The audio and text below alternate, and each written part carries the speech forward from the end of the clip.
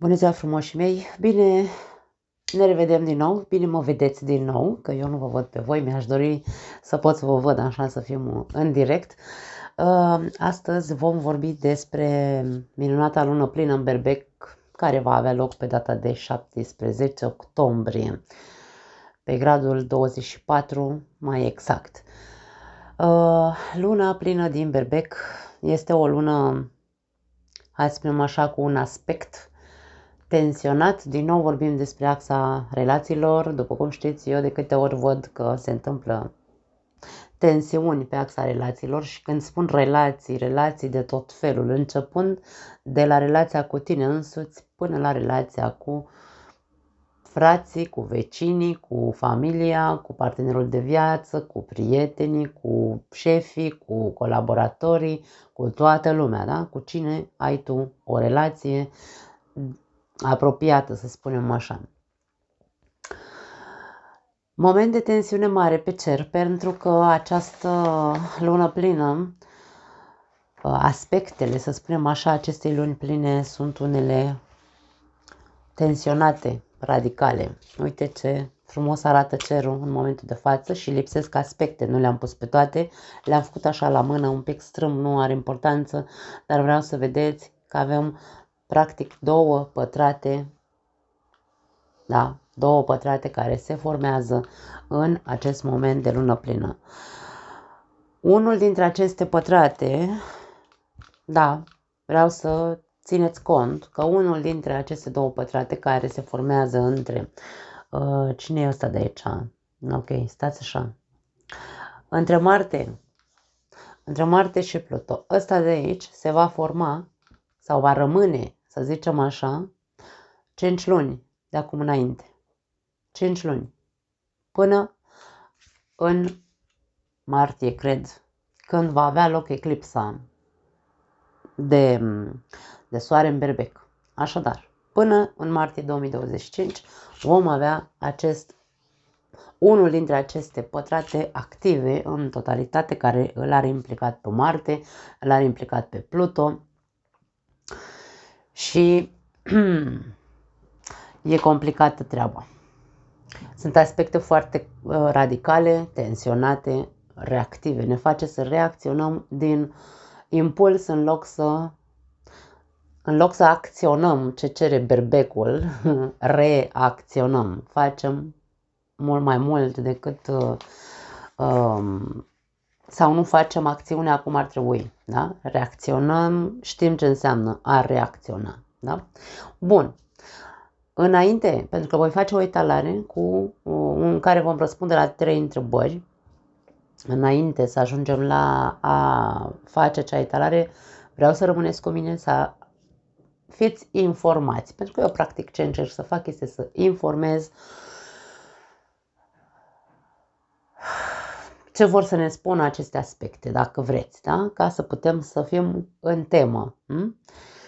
În primul și în primul rând, să încercăm să rămânem cu acest aspect.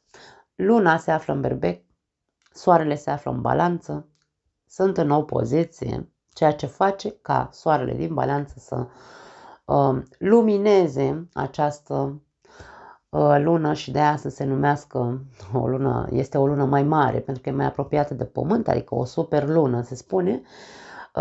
Și din nou o superlună înseamnă că se mai aprind niște becuri în capul nostru, mai vedem niște lucruri care poate nu le-am văzut sau poate ne-am făcut că nu le vedem. Și voi începe cu explicația în felul următor. Să nu uităm, sau hai să ne aducem aminte că pe 2 octombrie am avut o eclipsă pe această axă a relațiilor, unde și atunci am făcut o etalare, da? Doar că în acel moment luna era în conjuncție, soarele și luna erau în conjuncție în semnul balanței. De această dată sunt în opoziție.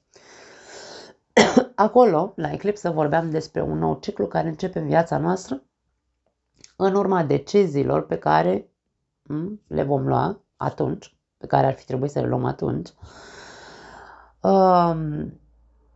În legătură cu relațiile toxice din viața noastră, relații toxice, nesemnificative, în care stăm pe degeaba, nu au sens acele relații,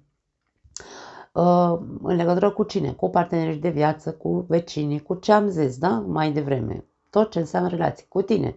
Ai o relație fără sens cu tine, da? Că nu te asculți pe tine, domne. Cred că am spus și la cealaltă etalare că probabil tu pe interior îți dorești ceva și nu bagi în seamă dorința sufletului tău și ești așa într-o relație toxică cu tine, dacă vrei. No. În momentul de față, adică acum pe 17 octombrie, cu luna plină, vom vedea mult mai bine, pentru că este o lună, o super lună, da, ce am ignorat probabil în perioada eclipsei, în legătură cu aceste relații ale noastre. Ni se pune oglinda în față, uite așa, din nou, ca să acționăm. Luna plină este în semnul, se dă în semnul sau se produce în semnul berbecului. Berbecul este un semn cardinal de foc care, dacă n-ați văzut video despre cele 4 elemente și cele 3 maniere în care se comportă aceste elemente, vă invit să-l vedeți. Dar berbecul fiind un semn cardinal de foc, invită întotdeauna la acțiune. Să punem osul la treabă, cum zic eu, da? Să nu ne mai facem că nu vedem ce se întâmplă, cu toate că poate, știu și eu, ni s-a pus în evidență cu eclipsa, dar din nou am mai trecut o săptămână, 2, da, și ne-am făcut că nu vedem anumite aspecte de tensiune în relațiile noastre sau în relația cu noi. Ne face să vedem ce se întâmplă, ne face să ne dăm seama că nu trebuie să ajungem să cădem în dramă sau în a rămâne victime, să zicem, să ne victimizăm, ci să ne responsabilizăm de ceea ce este evident, de ceea ce se vede, Doamne, și de acolo să acționăm. Da? Dacă ți-ai dat seama ce se întâmplă, la eclipsă mă refer, ai văzut, e evident în fața ta, în viața ta, nu mai analiza. E ce ca și cum ți se spune, ok, uite, super luna, vine și spune oglinda și zice, uite cu ce te confrunți, uite care este și o problemă în relație cu tine, cu ceilalți și așa mai departe, cu jobul, cu șeful, cu asociații, cu cine știi tu, pentru că tu știi cu cine ai o problemă, da? Și ți se spune să nu mai, ai văzut, este evident, nu mai analiza, nici nu mai supraanaliza, da? Nu mai fugi de evidențe, nu mai lupta împotriva lor, ci ia odată decizia, acționează. Este o lună plină cardinală, după cum am zis, e un moment de acțiune, treci la fapte, nu mai merge cu statul pe gânduri. Dacă eclipsa, nu că nu mai merge, dacă tu vrei să stai în continuare pe gânduri, nu e nicio problemă. Să nu uităm că am spus că această tensiune între Marte și Pluto va fi activă până în martie 2025. Dacă tu alegi să mai treci în tensiune încă 5 luni de acum înainte și la eclipsa de soare care va avea loc în Berbec atunci, în momentul respectiv, vei lua decizia atunci, probabil. Dar vreau să te anunț că trebuie să înțelegi că vei trăi tensionat încă 5 luni de acum înainte. Ok? Bun. Dacă eclipsa a pus în evidență ceva în legătură cu partenerul tău, cu asociatul, șeful, colegii de muncă și așa mai departe, cu familia, nu ne rămâne altceva de făcut decât să ne mobilizăm și să acționăm. Voi repeta la infinit. Cred că deja am repetat de 3 ori până acum cuvântul acțiune. Când acționăm, ce se întâmplă cu energia noastră? Se schimbă, da? Am luat o decizie să fac altcumva, nu mai stau și mă fac că nu văd, acționez, iau atitudine, asta înseamnă berbecul, iau atitudine, impun limite, da? O acțiune nu înseamnă neapărat mă duc, îi rup capul la respectivul partener care nu mă lasă să evoluez, da? Nu înseamnă asta. Acțiune înseamnă să iau o atitudine, să pun piciorul în prag într-un fel sau altul. Când acționăm, energia noastră se schimbă, după cum am spus, scăpăm de încărcătura emoțională pe care poate ne-a sufocat.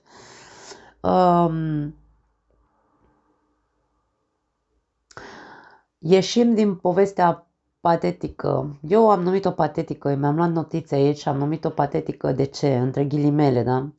Pentru că sunt situații în care ne complacem și ne punem vălul pe ochi, așa cum se spune, în relațiile noastre, în care zicem, hai, mai trec cu vederea și de data asta, hai și de data asta, și e ca și cum ne învârtim, că mă includ și eu, ne învârtim într-o poveste patetică sau suntem noi patetici în propria noastră poveste, da? Sau, de ce nu neapărat că ne-am complăcut într-o anume poveste, ci am încercat să facem pe plac sau am fost pacifiști, să zicem așa, da? După cum am zis, să trecem cu vederea, da? Acum, cu o lună plină în berbec, cu o lună plină într-un semn cardinal, în acest caz, mai ales cu berbecul, cel mai stupid lucru pe care îl putem face este să stăm pe gânduri și să supraanalizăm. Am spus mai devreme, dar vreau să scot în evidență, de-aia tot repet, să scot în evidență că cu cât supraanalizăm acea situație, cu atât mai mult rău ne facem. Pentru că este evidentă, cu litere mari, evident ce se întâmplă. Dacă nu acționezi tu, probabil altcineva va acționa în locul tău și tu vei ajunge să te simți o victimă a destinului. Da. Când vorbim de acțiune și decizie, nu înseamnă că trebuie după cum am zis, să-i dăm în cap celuilalt, nu înseamnă că trebuie să ne criticăm, pentru că atunci când sunt într-o tensiune cu mine însumi, bineînțeles că primul lucru care îl fac este ori să încep să devin victima victimelor și să mă plâng pe la toată lumea, dar nu mă văd și nu fac nimic cu mine, sau cad în cealaltă extremă în care încep să mă critic și să mă autodistrug, practic. Da. Deci nu e vorba despre a cădea pentru că este o lună, soarele în balanță. Trebuie să observăm ce este corect, echitabil, ce este, cum să ajungem din nou în armonie. Asta vrea să ne pună în evidență această lună. Acțiunile noastre care trebuie făcute în acest moment nu sunt pentru a tăia capete, nu sunt pentru a rupe relații, nu sunt pentru a ne critica, după cum am zis, sau a rămâne patetici, victime toată viața noastră. Nu. Această configurație care se întâmplă în momentul de față pe cer este pentru a ne face să conștientizăm că toate lucrurile pe care le-am trecut cu vederea la noi și am văzut că ne face rău la noi, în relațiile noastre, da?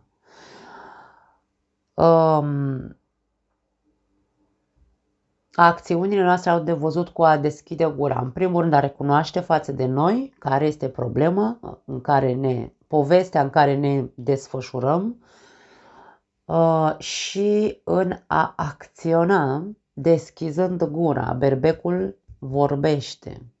Mai țipă și trântește câteodată, da? Dar să încercăm să nu o luăm pe cărări, pentru că am spus că aceste aspecte radicale sunt atât de tensionate încât în loc de a acționa, reacționăm. Rămâneți cu acest mesaj, vă rog frumos, da?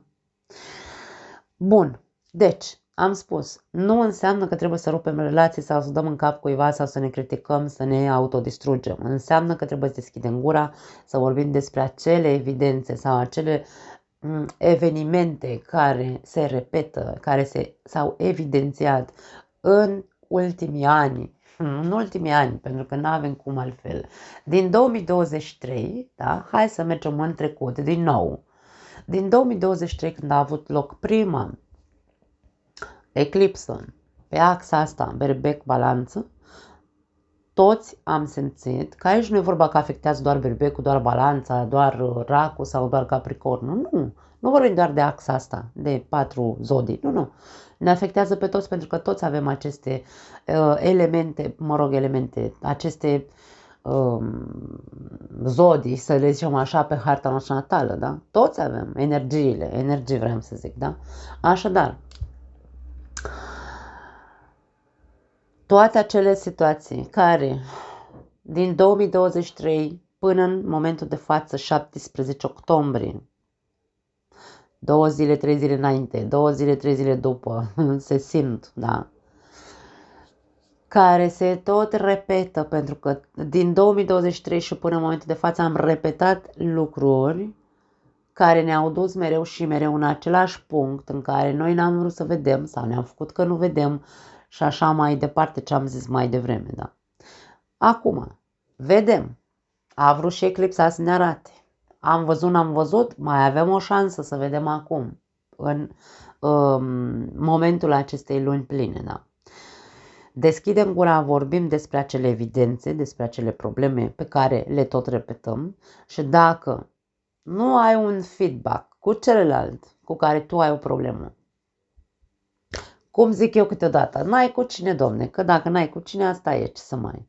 Pentru că celălalt poate că, din punctul lui de vedere, spune, domne, dar nu se întâmplă nimic. Ce ai nebunit? Că, na, cam așa ni se spune, nu? Sau, chiar dacă vede, nu vrea să participe în acest proces pentru a schimba situația. Și atunci da, acolo vorbim despre o ruptură a contractului, balanța se referă la contracte, se rupe contractul că e el de căsătorie, că e el de muncă, că e el de colaborare, că e el cu familia, da? Deci cu părinții, mă refer, frații și așa mai departe, rup contractul cu prietenii de o viață pentru că tot se întâmplă mereu tensiuni între noi și eu trec cu vederea, mă fac că nu văd și uite că până la urmă îmi ajunge și mie și zic gata, domne, că n-am cu cine. No. Așadar, acolo da, putem să vorbim despre o ruptură de contract, o despărțire, o decizie de separare. Acțiunea este de a rupe relația, dar nu rămâneți doar cu acest mesaj, pentru că foarte multă lume ia în tragic, în loc să muncească, da, la relație, preferă să dea bir cu fugiții și să reacționeze, cum am zis mai devreme, și să rupă relația. Așadar, voi știți, fiecare dintre voi, în primul și în primul rând, privirea trebuie îndreptată către noi înșine. Care este tiparul de comportament pe care noi îl avem în relația noastră? Cu ce venim și noi în relația noastră? Apoi privim pe celălalt, apoi încercăm să discutăm între noi și să vedem, da, domne, eu vin cu aia, tu vii cu aia la altă, e balanța aici la mijloc, da, trebuie să facem o acțiune împreună, de la egal, să ne echilibrăm din nou, Doamne, iartă-mă, relația, da. Dacă n-am cu cine și n-am cu cine insist, atunci, da, am rupt contractul. Cam asta e ideea. N-am terminat, stați așa că mai avem. Mai avem de explicat. Bun, momentul ăsta este un moment crucial de dezvoltare în primul și în primul rând personală. Fiecare dintre noi trebuie să creștem, Doamne, în viața asta, că dacă stăm așa băbălăi, cum îmi place mie câteodată să zic, uite, acum stă așa în energia asta de tensiune a berbecului, că eu mă enervez când văd lume care nu vrea să pună cârca, osul la treabă și să facă treabă în viața lor, da? Este un moment, într-adevăr, foarte tensionat, nu ne vom simți comozi să mișcăm fundul de pe scaun, dar este cel mai bun moment să ne trezim odată că trebuie să ne ocupăm de propria noastră dezvoltare personală și transformare. Această viață este despre evoluție, nu este despre m-am născut și mă las să mă ducă viața unde o fi, ci e momentul ca eu să fiu stăpân pe propriul meu drum în viața asta, pe propria mea treabă cu mine însumi, ca să ajung să fiu o persoană evoluată, da? Când vorbim de evoluție, nu vorbim de extraterestri, nu vorbim să ne ducem în vârf de munte să medităm ca tâmpiții cu ochii la soare, nu. Îmi cer scuze că vorbesc așa, dar știți, eu v-ați obișnuit cu mine, eu vorbesc pe românește pentru că vreau să fiu înțeleasă despre ce se întâmplă pe cer în momentul de față. Și prefer să fiu așa, un pic mai agresivă, mai berbeacă, să zicem. Bun, acest eveniment de lună plină în Berbec ne invită din nou, insist, să acționăm, să renunțăm la bariere, la frânele pe care le-am avut până acum, la toate rezistențele care ne-au ținut într-un confort cică și să îmbrățișăm schimbarea cu curaj. Berbecul înseamnă curaj. Această lună plină în Berbec este într-o configurație tensionată, insist din nou și pe asta, formând în primul și în primul rând quadratura între Marte și Pluton. Marte este în Rac în momentul de față, va rămâne în Rac până pe, dacă nu mă înșel, în decembrie. În decembrie ajunge în Leu până pe gradul 6, până pe gradul 6 din Leu, dar retrogradează până în februarie și apoi își începe din nou cursul direct, dar Marte se va afla în Rac și el 5 luni de zile. Atenție, de-aia spuneam despre acea tensiune între Marte și Pluto, pentru că durează 5 luni de zile din cauza retrogradării a lui Marte. Da? Bun, deci formează quadratura. Marte se află în Rac, Pluto se află în Capricorn, în mers direct, are mult mai multă putere de distrugere, atenție mare, pentru că Pluto în Capricorn pe ultimul grad, într-un mod direct, va cere, dacă vreți, de la noi.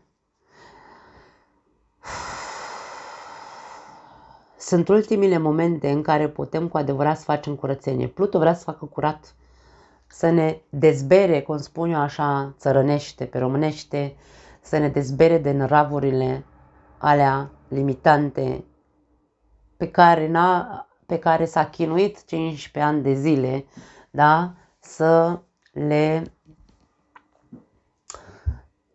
distrugă în viața noastră și cu cât mai mult noi am rezistat schimbării pe care ne-a cerut-o Pluto, pentru că el ne cere schimbare nu așa că vrea el să ne omoare sau să ne distrugă, ci pur și simplu pentru că sunt foarte multe lucruri în noi înșine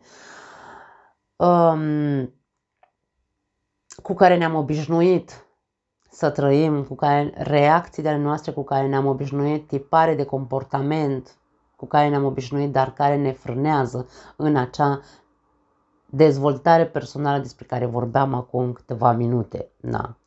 Deci, are foarte multă putere Pluto în momentul de față, când o planetă este pe ultimul grad sau pe primul grad într-un tranzit, este unde are cea mai mare forță. Da. Pluto nu este o planetă de care să ne fie frică, este o planetă căreia trebuie să avem foarte mult respect. Să ne înclinăm, nu să ne înclinăm umili, ci să recunoaștem că ceea ce El vrea să facă cu noi este să ne transforme. Cei ce nu vor să se transforme suntem noi. Da? Cam asta e ideea cu Pluto, în linii foarte mari. Da? Bun. Cum se traduce această quadratură între Marte și Pluto?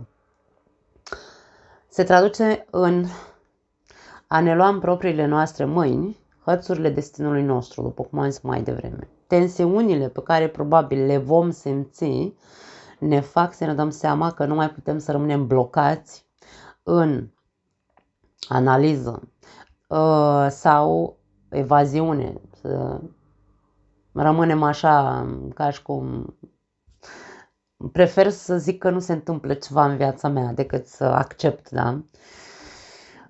Ci să acționăm cu determinare. Marte, acțiune cu determinare, dar în același timp cu bună știință sau cu conștiință. Să încercăm să evităm să reacționăm impulsiv. Aici este așa, subliniat, nu reacționa impulsiv, da?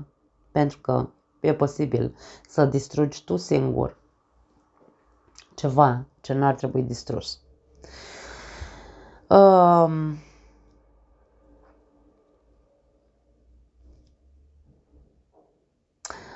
Chiron este implicat și el în această configurație. Chiron se află în Berbec, mai are puțin și el, bine, până în 2026 mai are de stat în Berbec.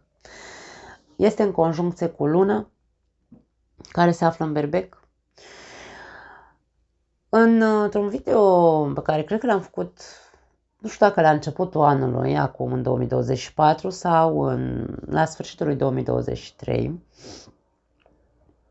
îl găsiți, îl găsiți în secțiunea liste. Cred că lista se numește astrologie, pur și simplu. Și acolo probabil a fost tot așa o etalare sau o explicație astrologică despre ce se întâmpla în acel moment pe cer. Și acolo spuneam despre Chiron, în linii mari, că este vindecătorul rănit. Mie îmi place numele ăsta pentru Chiron, vindecătorul rănit, pentru că fiecare dintre noi avem o rană cu care ne naștem inevitabil. Toți ne-am născut cu aceeași rană, în primul și în primul rând. Rana de abandon, adică rana în care atunci când am ieșit din uterul mamei, ne-am simțit a nimănui, pentru că am ieșit din lumea noastră intrauterină în care ne simțeam protejați. Și atunci, toți avem această rană, trebuie să rămânem conștienți. Indiferent ce s-a întâmplat în viața noastră, rana de abandon o vom avea cu toții și se va activa în noi de fiecare dată când există în relațiile noastre acea frică care nu ne lasă să luăm o decizie din cauza acestei răni profunde pe care o avem. Da. Acum, paranteză, închidem paranteza. Spuneam despre Chiron că este vindecătorul rănit care are o rană pe care niciodată nu o poate vindeca. Nu o vom putea vindeca, putem să mergem la psiholog cât vrem noi. Trebuie să conștientizăm că toți avem aceeași rană. Da? Dar acea rană, acea durere se atenuează în momentul în care noi îi ajutăm pe alții să-și vindece rănile. Și nu mă refer să-și vindece altul rana de abandon, să-și vindece orice altă rană. Rana de abandon, noi încercăm, putem să filozofăm între noi cât vrem noi, va exista în noi acea rană. Ne va durea toată viața noastră. E ca 6 de spade în care îl târâm după noi un bagaj pe care trebuie să conștientizăm că nu-l vom vindeca, dar trebuie să învățăm să trăim în pace cu acel bagaj, cu acea rană. Da. Pentru că Chiron niciodată nu și-a vindecat propria rană, dar durerea în el s-a diminuat în momentul în care i-a ajutat pe ceilalți să-și vindece propriile lor răni, indiferent că vorbim despre o rană, uite, te pansezi la genunchi că te-ai lovit, da? Bun, deci, Chiron ce vrea să ne spune asta? Că trebuie să vedem, în conjuncție cu luna luna înseamnă trecutul nostru, da? Ce răni din trecutul nostru se tot activează în noi? Pentru că aici este vorba despre o repetitivitate. Din 2023 și până acum s-a repetat o durere, o rană, s-a tot activat și reactivat și repetat în noi în perioada asta. Care este ea? Să înțelegem că atunci când încercăm când înțelegem că putem să trăim cu acea rană și că durerea ei va diminua, da? Pentru că știți care e treaba aici cu luna? Luna ne duce mereu, este refugiul nostru emoțional. Ne duce mereu în trecut și zicem, luna pe harta noastră natală sau în astrologie poate reprezenta figura mamei, de exemplu. Nu m-am simțit iubită de mama și dacă nu m-am simțit iubită de mama, domne, eu m-am simțit abandonat, cu toate că mama este în viață, dar eu niciodată nu m-am dus vreodată să-i spun mamei mele, nu m-am simțit iubită de tine, da? Și stau și mă victimizez și eu nu fac nimic în viață pentru că eu n-am avut iubire, domne, de la părinții mei. Pe bune, câți ani ai? 5? Când tu aveai 5 ani, mama ta aveai nevoie de mama ta. Dar acum, la vârsta pe care o ai, dacă ai peste 20 de ani, te consideri adult. Ce vrei, de fapt? Despre ce vrei să vorbim? Bun. Trecem mai departe. Încep deja să-mi imaginez comentariile. Nu cred, pentru că unii dintre voi știți foarte bine că eu ce încerc să fac aici e să pun în evidență niște lucruri, nu să fac rău, nu să jignesc, nu. Da, am și eu fețele mele, am și eu reacțiile mele, pentru că sunt și eu om, nu sunt niciun extraterestru. Bun, hai să vedem. Din punct de vedere psihologic, fiind în conjuncție cu luna, acest chiron ne ajută să vedem de fapt acea durere, acea rană pe care o avem, să nu o negăm. Nu o negăm, o acceptăm pur și simplu și cu compasiune și autoacceptare să o integrăm în povestea noastră de viață. Pentru că acea durere sau rană își va diminua intensitatea și ne va ajuta să putem avansa și a trece la un nivel următor din punct de vedere emoțional. Da? E un fel de terapie care se întâmplă dacă știm să interpretăm, să spunem așa, sau să înțelegem cu adevărat aceste tensiuni care sunt pe cer. Nu sunt pe degeaba ca să ne distrugă. Știți cum e câteodată că, bine, nu câteodată, întotdeauna, umanitatea n-a învățat decât cu parul, Domne. Dacă nu i-a dat unul un șut în fund, el nu s-a dus un pas înainte. Așa suntem făcuți, dragii mei, pentru că suntem foarte comozi. Când e cald și bine, nimeni nu mișcă un deget. Când este tensiune, atunci se aprind becurile și zicem, hei, stai că așa nu-mi place, că mie îmi place cald și bine. Păi, ca să fie cald și bine, trebuie să fii tot timpul în acțiune, zic eu. Nu să dormi în papuci, cam asta e ideea.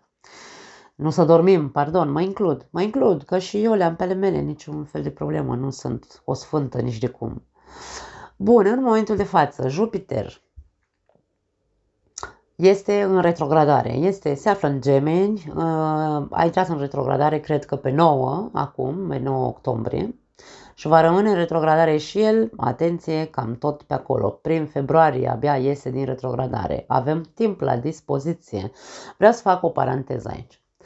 Toată lumea se sperie de planetele retrograde. Nu.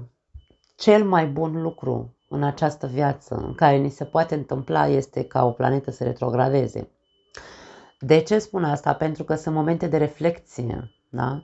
În Gemeni, de exemplu, Jupiter. Hai să vorbim așa. În Gemeni, Jupiter în mers direct, da? Ca să zicem așa, ca să vedem diferența între când este o planetă directă și când este retrogradă. Jupiter când este direct ne face să credem tot ce auzim. Pentru că în Gemeni înseamnă comunicare, Gemeni înseamnă știri, dacă vreți, punem botul la toate știrile, la toate bullshit-urile pe care le auzim, ne bulversăm, ne dăm peste cap, pentru că Jupiter are tendința de a magnifica sau maximiza tot ceea ce energia acelui semn zodiacal în care se află. Și când vorbim despre Gemeni, vorbim despre aceste relațiile interumane, nu știu ce mi-a ieșit. Relațiile interumane între noi, frați, vecini și așa mai departe. Le activează foarte tare Jupiter când este în mers direct, dar le activează pe exagerare. Putem să intrăm în bârfe sau noi să fim cei care bârfim, de ce nu? Putem să credem tot ce auzim la știri, putem să ne facem viziuni de-astea distorsionate despre mamă, mare dezastre o să se întâmple sau ăla mă bârfește, vrea să-mi facă rău. Totul este o mare exagerare, da? Cu Jupiter direct mă refer. Nici nu trebuie să ne intrăm în amănunte foarte mult, pentru că dacă stăm să dăm timpul înapoi de când a intrat Jupiter în Gemeni, deja s-au văzut criticile la adresa celor care, ca și mine, de exemplu, care avem un canal de YouTube sau ce știu, orice pe TikTok-uri și alte platforme. Foarte multe critici, toată lumea era, cum se spune, de ăștia care critică în comentarii, că nici nu vine acum numele lor. Îmi vine să-i hackeri, dar nu. În fine, înțelegeți, da? Totul s-a exagerat. Totul s-a exagerat, da? Așadar, când Jupiter este direct în semnul Gemenilor sau când am fost tot timpul bombardați de informații, pentru că Gemenii au legătură cu informația din toate părțile, informații din toate părțile, ne-am bulibășit și nu mai știam de capul nostru, nu mai știam ce să credem și așa mai departe. Când retrogradează Jupiter, se schimbă energia, repet, ne invită să reflectăm și să ne reevaluăm povestea pe care o rumegăm în mintea noastră de când Jupiter a fost direct. Da? Adică, la ce am pus botul la vrăjală? Ca să continuăm să vorbim în românește. Ce din tot ce am văzut în lume sau relațiile noastre cele mai apropiate cu frații, cu vecinii, cu așa, ce discuții am avut între noi, cu ce am exagerat între noi, unde am văzut negru în loc de alb și așa mai departe, da? Unde au fost neînțelegeri. Acum e moment de revizare, revizat nu, că asta e în spaniolă, de reevaluare, da? Ce ne mai invită Jupiter retrograd să facem în momentul de față? Să reflectăm asupra credințelor noastre, pentru că Jupiter are legătură cu Săgetătorul, care înseamnă credințele noastre, că sunt ele religioase, că sunt ele filozofie de viață, că sunt ele o viziune, nu știu, diferită față de altora. Hai să ne revizăm credințele, fiecare dintre noi, atenție, aici nu vorbim doar despre trebuie să mă uit la vecinul sau trebuie să mă uit la partenerul de viață sau la șef sau nu, mă uit la mine întâi, la curtea mea, cum zic eu, da? La gunoiul din ochiul meu întâi. Care sunt credințele mele? Tiparele mele mentale, Gemeni, da? Care sunt credințele mele, tiparele mele mentale? Care este să reevaluez, da? Pe ce drum sunt în momentul de față, în viața mea? Pe ce drum? Care e povestea pe care am crezut-o despre mine, despre viața mea, când Jupiter a făcut așa o mare dezordine mentală în mine înainte să intre retrograd, până pe 9 octombrie. Eu încerc să fiu haioasă în același timp, pentru că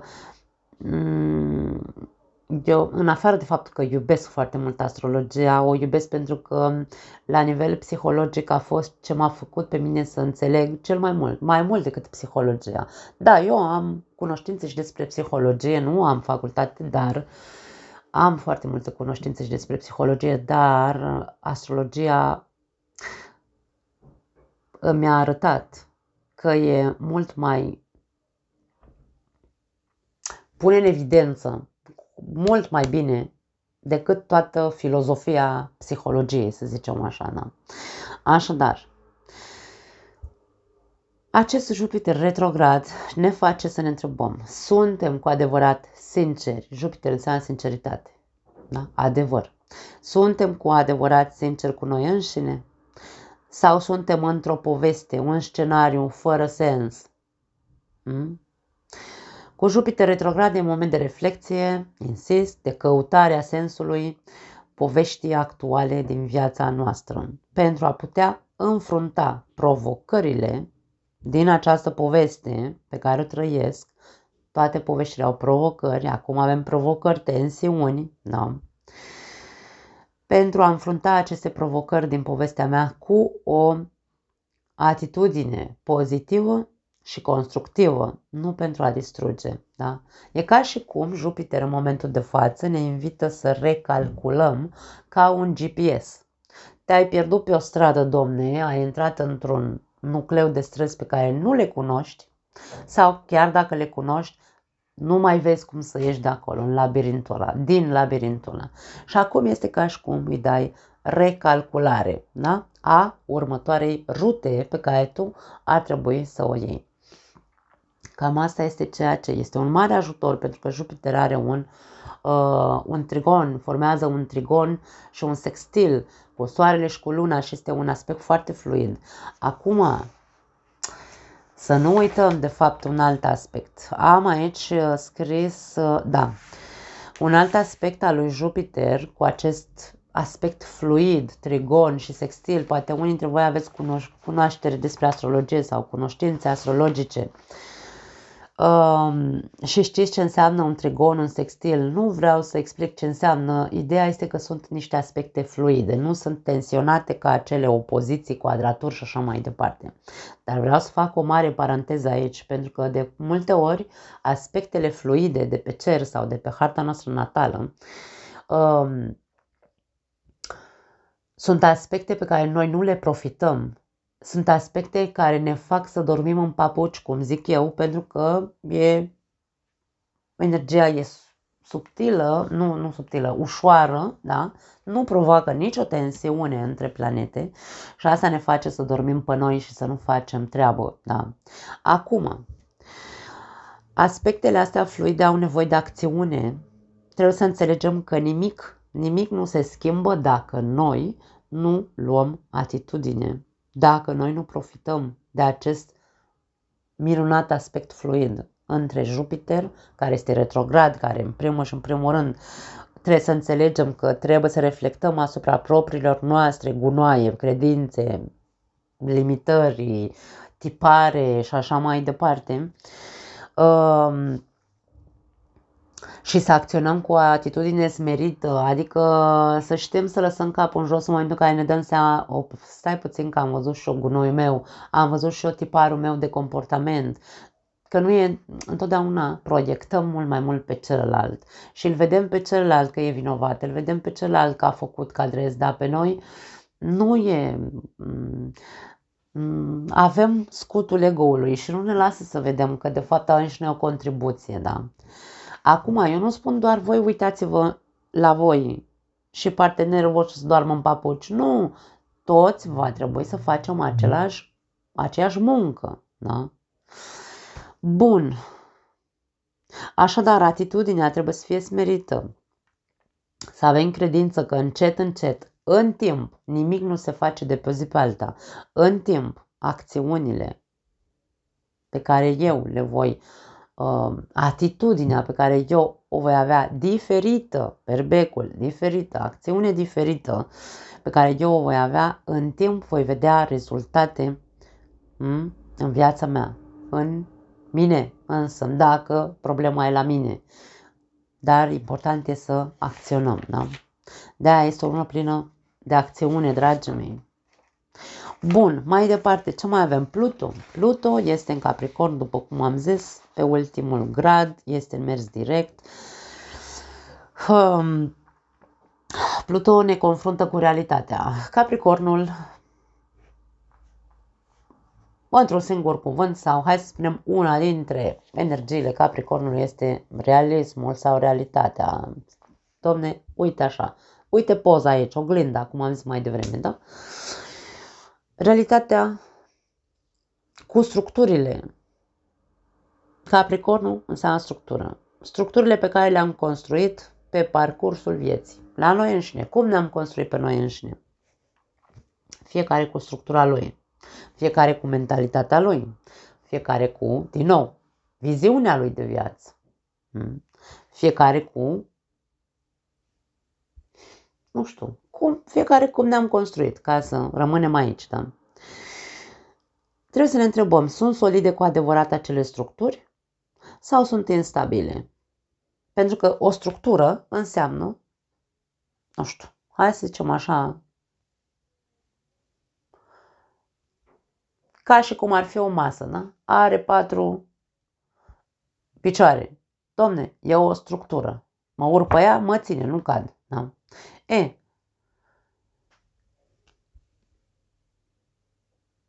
În același timp trebuie să fim conștienți că această structură este rigidă. Nu e flexibilă. E clar. Da. Orice structură are nevoie de stabilitate, dar nu de rigiditate. Capricornul este foarte mult axat pe ok, pac, ca la, am mai zis odată, Robocop, dacă mai țineți minte, cum își punea pe el armura, țaca, așa e, într-un fel sau altul, energia Capricornului când vorbim despre structură limitantă. Da? Așadar, Pluton Capricorn, săracul de el, că tot încearcă să dărâme toată armura Capricornului, nu doar a Capricornului, a fiecare dintre noi, pentru că unde avem Capricornul pe harta noastră natală, acolo avem o rigiditate, acolo avem o structură care nu se mișcă, domne, neam, nu vrem să o schimbăm. Bun, spuneam, sunt solide cu adevărat acele structuri sau sunt instabile sau sunt rigidizate încât eu nu accept niciun fel de schimbare în viața mea. Pluto vrea să ne facă să vedem că trebuie neapărat pentru binele nostru. Să ne eliberăm de constrângeri, de limitări, de frici. Capricornul are multe frici. Da? Zona Capricorn de pe harta noastră natală e plină de frici. Și să scăpăm de lucruri din trecutul nostru de care ne-am agățat. Fie ele evenimente, persoane, trăiri care nu ne lasă să avansăm și ne împiedică să ajungem la potențialul nostru maxim. Da. Asta încearcă să facă săracul Pluto în zona noastră Capricorn de pe harta natală. Venus. Pe Venus o avem în Scorpion, este și ea pe ultimul grad, pe gradul 29, multă potență și Venus. Și în Venus. Venus pe harta noastră natală are rolul de, unul dintre roluri, bineînțeles că are multe roluri, dar fiind guvernatoarea balanței și a Taurului, vorbim despre echilibrare și vorbim despre materializare, dacă vreți. Da? Așadar, în Scorpion, Venus încearcă să ne facă să vedem că în ciuda tuturor crizelor, Scorpionul reprezintă crizele, pierderile, tragediile din viața noastră, nu știu, probleme, dureri, habar n-am, obscur, tot ce a fost urât și negru în viața noastră, depresii, nu știu, orice. Nu neapărat că Scorpionul sau energia scorpionică este doar despre moarte sau criză sau așa, este despre moarte pentru a ne transforma. Pluto este guvernatorul Scorpionului. Trebuie să înțelegem energiile planetei care guvernează un anumit semn zodiacal, pentru că se îmbibă cu această energie, acel semn zodiacal. Așadar, Scorpionul are legătură cu toate aceste lucruri obscure pe care probabil foarte mulți dintre noi, de ce nu, în multe momente din viața noastră am rămas afundați în acel puț al crizei, al victimizării, al dramei, tragedie, vai ce mi s-a întâmplat, eu nu sunt niciodată, nu o să pot să fiu bine, mi-a murit nu știu cine, mi-a murit pisica, cățelul și sunt, domne, într-o depresie de 20 de ani. Da? Deci aici, Venus în Scorpion încearcă în momentul de față să ne tensioneze această parte a noastră în care suntem niște crizați, în care ne zice mereu există o nouă cale, o nouă oportunitate pentru a vedea celălalt taler al balanței, da? Venus înseamnă echilibru. Să vedem cealaltă față a monedei, că nu e doar despre criză viața, nu e doar despre dacă mi-a murit nu știu cine, eu nu mai sunt om. Și să nu rămânem polarizați doar pe pierderi, criză, impotență, probleme, dezastre, crezând că timpul o să rezolve totul. Atenție, sunt foarte multe persoane care nu vor să miște un deget, rămânând în această energie de victimă, că li s-au întâmplat multe lucruri în viață în care nu vrea să miște un deget și se gândește așa că lasă că timpul încet o să rezolve. Timpul nu rezolvă nimic, dragii mei. Nu știu dacă v-ați dat seama, dacă sunteți în depresie de 20 de ani, poate începe să vă treziți acum o lună asta plină să vă ziceți vouă, oglinda în față, domne, ce fac, domne, că nu s-a întâmplat nimic, nu s-a schimbat nimic în viața mea. Deci timpul nu rezolvă nimic, ci să acceptăm.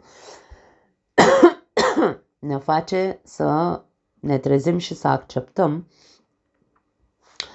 un compromis, Venus, compromis cu noi înșine, cu ceea ce s-a întâmplat în viața noastră, să acceptăm ce s-a întâmplat în viața noastră, că viața este un ciclu continuu de moarte și renaștere, de creștere și evoluție. Asta vrea să ne pună în evidență și, bineînțeles, tensiunile se vor simți, dragii mei, se vor simți. Bun. Marte. Marte, după cum am spus, este implicat pentru că este în opoziție cu Pluto, dar formează și o quadratură cu Luna din Berbec. Racul pe harta noastră natală reprezintă zona trecutului, pentru că guvernatorul racului este Luna. Luna este ceea ce am spus mai devreme, refugiul nostru emoțional, trecutul nostru. Da? Când ne este rău, întotdeauna primul cuvânt pe care îl zicem care e mama mia, ce-am făcut, aoleu, mamă, o sun pe mama să văd, nu știu, zic, așa, ca exemplu, tâmpit, da? Ne întoarcem tot timpul în trecut, fiind primul cuvânt mama, care este figura lunară din harta noastră, de pe harta noastră natală, ne pune în evidență că în loc să înfruntăm o problemă emoțională lunar, da? O problemă emoțională cu care ne apasă în momentul de față, ce facem este că ne refugiem în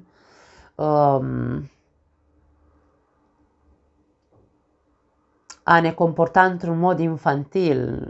Luna, când ne vorbește despre refugiu emoțional, este refugiul infantilului, uterul mamei în care ne-am simțit protejați. Și când dăm de greu cumva emoțional, da,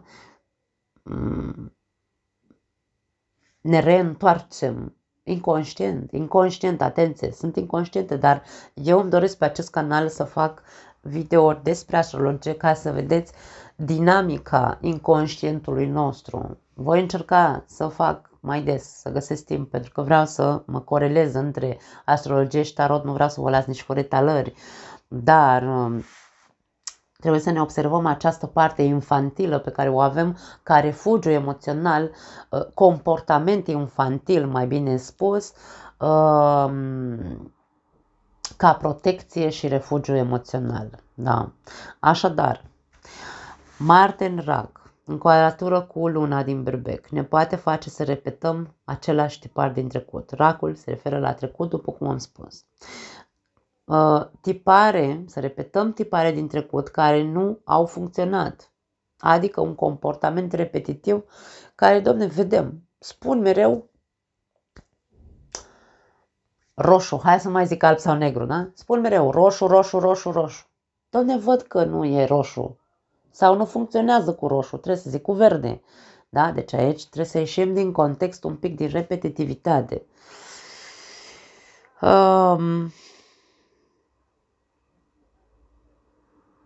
Deci, ne poate face să repetăm același tipar din trecut care nu a funcționat dacă nu recalculăm o nouă rută cu ajutorul lui Jupiter retrograd, ce am spus mai devreme, care, hai să mai repetăm, că ne ajută să reflectăm sau ne invită să reflectăm asupra acelor credințe sau tipare mentale cu care suntem obișnuiți să funcționăm. Da.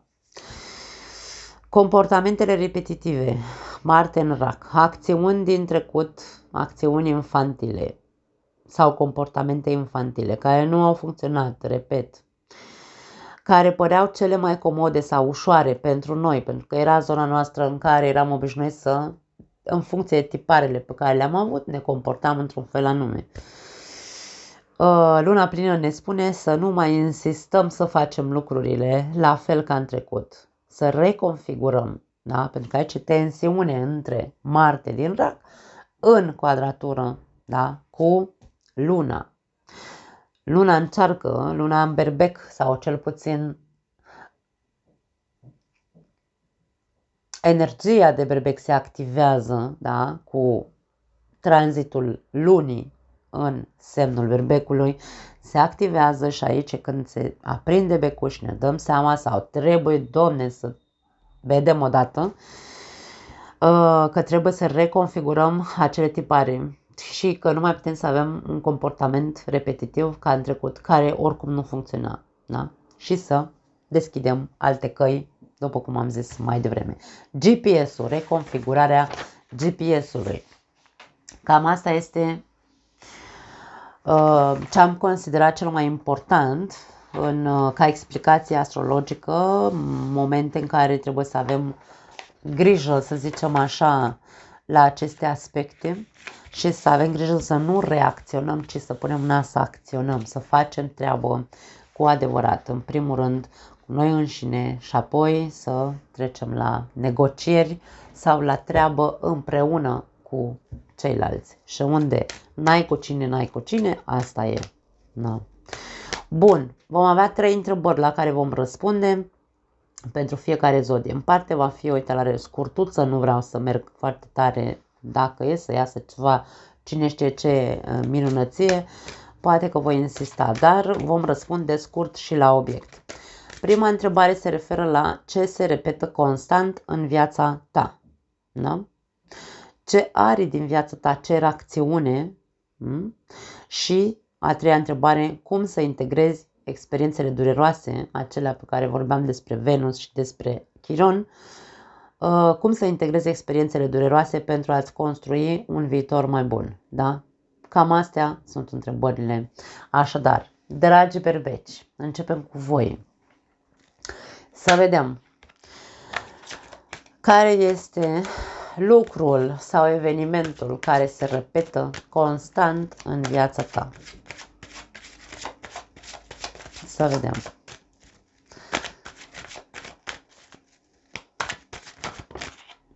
Două lucruri se repetă constant în viața berbecului. Planuri iluzorii. Toată ziua ești cu capul în nori și te gândești la tot felul de planuri, la tot felul de vise. Ai o imaginație extraordinar de bogată care probabil mai rău te duce în confuzie. Nu spun că nu ești o persoană ambițioasă, dar această ambiție este doar când ai un interes, îmi vine să spun. Ce planuri din viața ta au nevoie? Vom cere informații, dar aici e vorba despre în momentul în care tu faci un plan cu doiul de bâte, da? Ții cont de faptul că poate fi o himeră, pentru că aici e la spate 7 de cupe. Asta se repetă constant în viața ta. Te păcălești singur sau îți stai creaca de sub picioare singur? Poate fi. Atenție mare, cei care vă regăsiți în acest aspect, fiți foarte, foarte atenți la acest cerc repetitiv care are legătură cu o imaginație foarte bogată, cu planuri nerealiste, îmi vine să spun, sau cu ambiții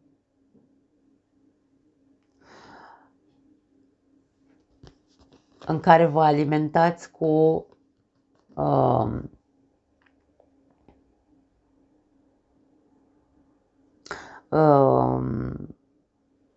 un fel de, hai să o numim dacă vrei, să numim acest 7 de cupe o credință de aia de sunt sigur că o să ajung acolo. Nu zice nimeni să nu ai credință, dar 7 de cupe nu e o carte pozitivă.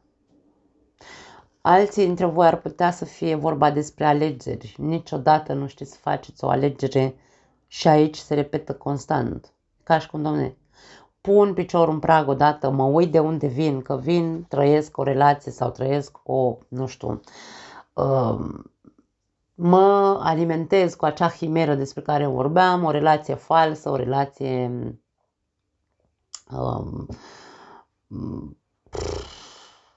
în care sunt dezamăgit sau confuz, foarte multă confuzie emoțională, nici nu știu de ce stau în relația asta. Poate fi asta. Și aici e vorba despre alegeri, da?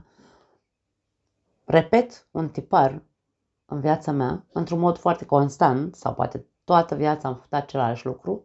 M-am amăgit că ce am ales a fost bun. Și trebuie să observ asta la mine. Aici e vorba de a ne observa, dragii mei. Când îmi observ tiparul ăsta de comportament repetitiv, constant în viața mea, e imposibil aici să nu iau atitudine și să zic ok, am ajuns în punctul ăsta la 40 ceva de ani sau nu contează câți ani aveți. Am ajuns. Acum văd ce fac mai departe.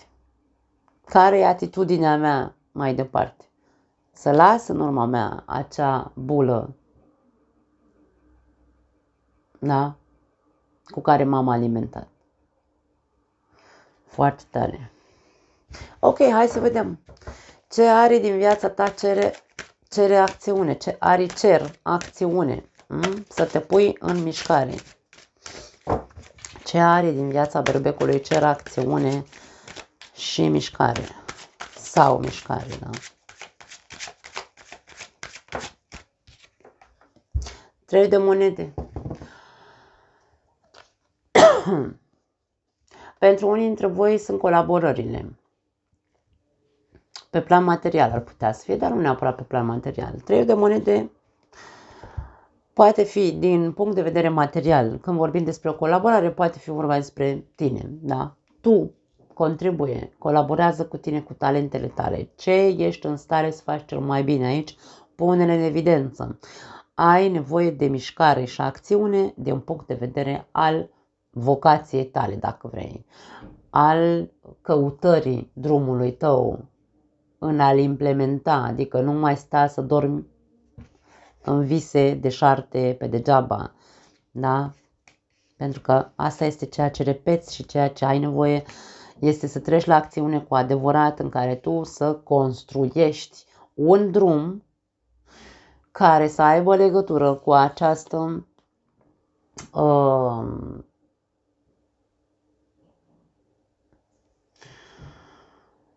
acele talente pe care le ai înăuntrul tău, da? Treci la fapte ca și cum.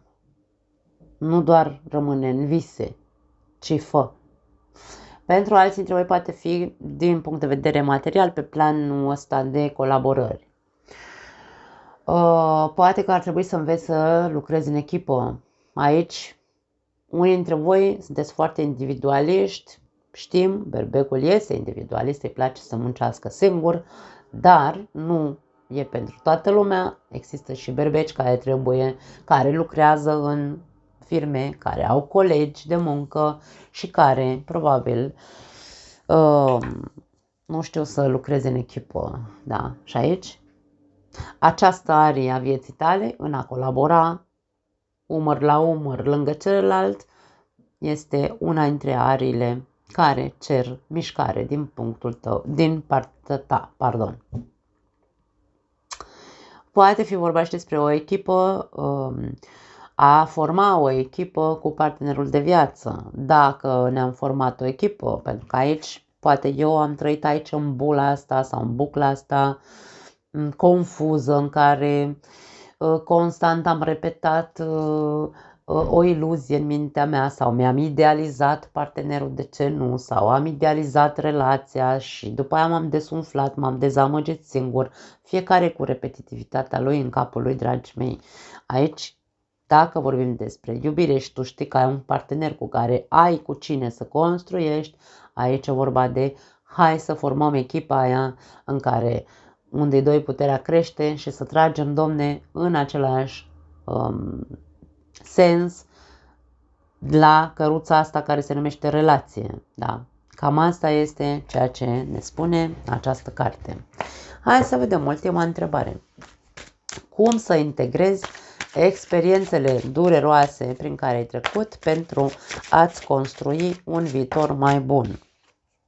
Uite, acțiune! Berbecul este una, n-aș spune neapărat că doar berbecul, eu cred că toate zodiile vor fi destul de afectate, fiecare pe partea lui, unde îi cade acea porțiune de berbec pe harta natală, acolo se va activa pentru toată lumea, nu e doar despre berbeci sau alte zodii. Cum să integrezi experiențele tale dureroase pentru a-ți construi un viitor mai bun? Vorbim despre un echilibru aici. Echilibru întâi și întâi, pentru ca tu să poți integra acele răni pe care le ai. Aici e vorba despre a-ți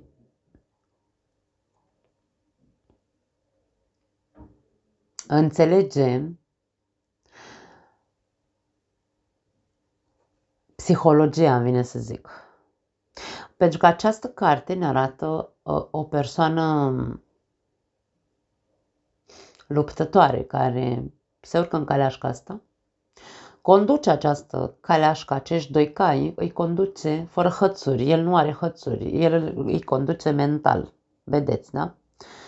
Este o persoană atât de echilibrată din punct de vedere mental încât transmite, hai să o numim așa, telepatic, comanda acestor cai. Ce vrea de fapt să spună acest aspect? Vrea să ne spună faptul că dacă eu conștientizez că toate experiențele mele dureroase în această viață poate au fost din cauza grabei, graba strică treaba întotdeauna. Niciodată nu m-am gândit să integrez alb și negru și să fac un gri, ci pentru mine a fost doar alb sau doar negru, da? Și aici e vorba de ca eu să pot să-mi construiesc un viitor mai bun și să integrez acele experiențe dureroase. În primul rând trebuie să conștientizez într-un mod inteligent că dacă ceva e dezechilibrat și dureros în viața mea, înseamnă că este pentru că eu am fost tot timpul agitat, eu am fost tot timpul pe repede înainte, eu am fost tot timpul pe alb sau pe negru, n-am avut cale de mijloc, nu mi-am folosit, hai zicem așa, energia, acea telepatie despre care vorbeam, nu mi-am folosit-o în favoarea mea, ca să mă conduc pe mine către obiective mari pentru a construi într-un mod echilibrat. Ce m-am dus întotdeauna cu viteză și m-am dat de multe ori cu capul de pereți. Este un soi de inteligență care trebuie într-un fel sau altul integrate acele experiențe, doare când aflăm despre noi sau când conștientizăm despre noi anumite aspecte, dar, dragii mei, cum construim un viitor mai bun? Cum vrem noi să ajungem la un succes dacă noi nu suntem în stare să ne vedem bubele din capul nostru, cum zic eu, da? Așadar, dragi berbeci, foarte tare ce vedem aici la voi, la noi, de fapt că și eu sunt tot berbeacă. Și trecem la taurii noștri frumoși. Hai să vedem. Voi, dragii mei tauri, ce se repetă constant? Nu vreau să întorsese marele preot, dar nu vreau să-l iau. Pentru că n-am apucat să pun întrebarea și nu se pune, da? Ce se repetă constant în viața taurilor, da? Ce tipare de comportament, ce evenimente se repetă constant în viața taurului?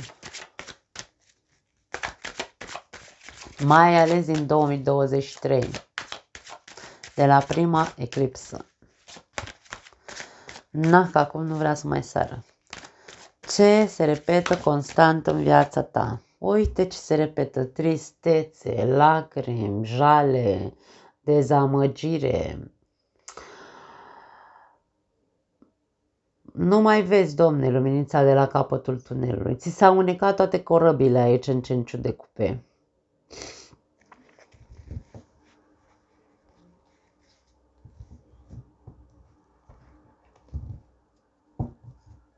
Cinciu de cupe nu e o carte a trădării. Cinciu de cupe e o carte a victimei. La fel ca cinciu de monede. Cinciu de monede ne vorbește mai mult despre frică, dar aici nu vorbim despre frică, aici vorbim despre durere, depresie. Mi s-au necat toate cărobile, nimic nu mai merge bine în viața mea. Dar aici e vorba despre poate e o gândire, un tipar de văd întotdeauna doar ce lipsește. Nu văd alt potențial aici cu doiul ăsta. Cu două cupe în picioare, Nu sunt în stare să văd un alt potențial, că e la mine, că e la acel ceva ce se repetă, da? Ci văd numai aoleu și jale ce am pierdut, cine am fost și nu văd altă ieșire, ca și cum așa, da? Deci atenție mare, pentru că repeți constant în viața ta această tristețe sufletească, această impotență. Tu nu te simți în stare, dar dacă te-ai ridica așa, ai ridica cumva capul și te-ai mișca puțin, pentru că prea stai doar aici, în această energie neagră, dacă te-ai ridica un pic, ai vedea că mai există și alte opțiuni în viața ta, și alte oferte și pot exista alte variante și așa mai departe. Așadar, ieși din această modalitate de a vedea viața. O vezi goală, tristă, avem goliciune aici. Goală, tristă, neagră, numește cum vrei tu. Pesimism foarte mult aici, care se repetă în viața taurului. Ce vrei să faci cu el? E momentul să vezi lucrurile astea, că se repetă și că nu mai e momentul să repeți. E momentul să te ridici de acolo, e momentul să iei atitudine, să treci la acțiune și să vezi, Doamne, că mai ai și alte opțiuni în această viață. Da? Cam asta e ceea ce ne spune această carte, atât ca ce ne arată că se repetă în viața ta, cât și ca sfat. Ridică-te de acolo. Hai să vedem. Ce are din viața ta cer acțiune sau mișcare? Pentru Taur. Ce are din viața Taurului cer acțiune, mișcare? Avem două. Ia uite marele preot că a vrut să iasă și aici este vorba despre 3 de monede, se repetă la berbec. Nu știu dacă aveți de-a face cu un berbec. Atenție! Cei care aveți o relație cu un berbec, aici ce are din viața ta cere acțiune, căsnicia, în primul și în primul rând. Osul la treabă, căruța despre care vorbeam la berbec, trage, Domne, lângă partenerul de viață. Compromis, ai nevoie să te pui în acțiune, să te compromiți cu adevărat. Acum, îmi puteți spune ce vreți voi și să începeți în comentarii și să ziceți: a, nu, că Taurul e cel care se compromite cel mai mult într-o relație. Da, niciun Taur nu e ca celălalt. Așadar, cei care credeți că sunteți atât de compromiși și trageți singur la căruța asta, aici avem o problemă de dogmă, da? Probabil că ai credința ta că tu ești cel care face singur treabă, da? Da, așadar, ce are din viața ta cer acțiune și mișcare? Din punctul de vedere al relației, în primul și în primul rând, compromis maxim. În al doilea rând, compromisul față de tine, față de resursele tale interioare, talentele tale, care sunt, într-adevăr, ești în acțiune către a scoate la suprafață ceea ce zace în tine, comoara aia din tine, pentru că toți ne naștem aici cu o comoară. Pentru alții dintre voi, poate o apropiere sau, din nou, un alt compromis față de figura de autoritate. Poate fi un șef, poate fi un tată, poate fi un... Aici sunt anumite lucruri pe care tu trebuie să, dacă te regăsești, bineînțeles, pe care tu trebuie să le... O acțiune pe care tu trebuie să o faci către a te apropia, a forma echipe. Tu ai nevoie aici să treci la acțiune, să te pui în mișcare în a forma echipă. Taurul este foarte serios. Aici are o fixație de a fi atât de serios, Domne. Domne, dacă râde el așa un pic. Bine, eu nu zic că nu râde. Râde. Dar aici este ca și cum, Domne, dacă eu sunt la muncă, nu stau hi-hi-ha-ha. Am înțeles, se poate înțelege. Dar asta nu înseamnă că trebuie să fii tot timpul, uite așa, ca un popă. Mai râzi și tu puțin, mai fă și tu un mișto, mai intră și tu aici în nucleul ăsta de prietenie, în parte cu celălalt, mai zi o glumă, mai zi prea multă seriozitate. Și insist, am tot văzut acest aspect la voi la Tauri. Da? Și după aia zicem, de ce repeți constant că ești pesimist? Niciodată nu îți merge bine în viață, domne, ție. Pierzi tot timpul pe toate planurile, și emoțional. Ia gândește că poate aici, dacă tu nu ești pe acțiune în ariile astea vieții tale, ori în căsnicie sau în relațiile tale, ori la muncă și așa mai departe, nu există un compromis, ci este doar un compromis de la de facem, hai să facem, că trebuie să facem, Unde ajungem aici? Da? Deci trebuie să vedem odată. Acțiune, acțiune, acțiune. Da, cred că o să tai bucățica aia cu ba. Cred, nu știu sigur, voi vedea. Trecem mai departe. Următoarea întrebare. Cum să integrezi experiențele dureroase pentru a-ți construi un viitor mai bun? Hai să vedem. Cum să integrezi experiențele din viața ta care au fost dureroase pentru a-ți construi un viitor mai bun?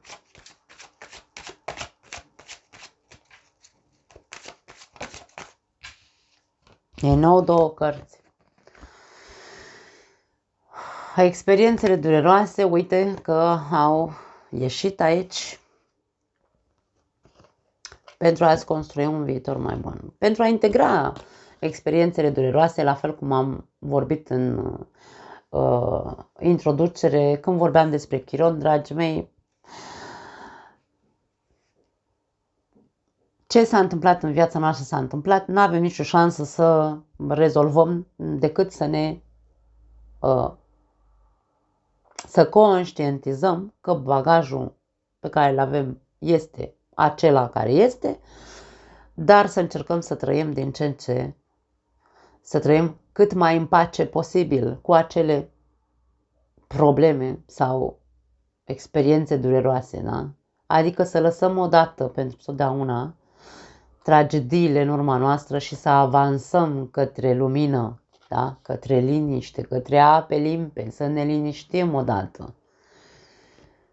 Cum facem acest lucru? Pentru că aici e vorba despre a părăsi ceva, a părăsi o situație, o locație, a renunța la un rav aici. 8 de cupe este cartea insatisfăcutului, că nu știu dacă e corect sau îmi inventez iar cuvinte.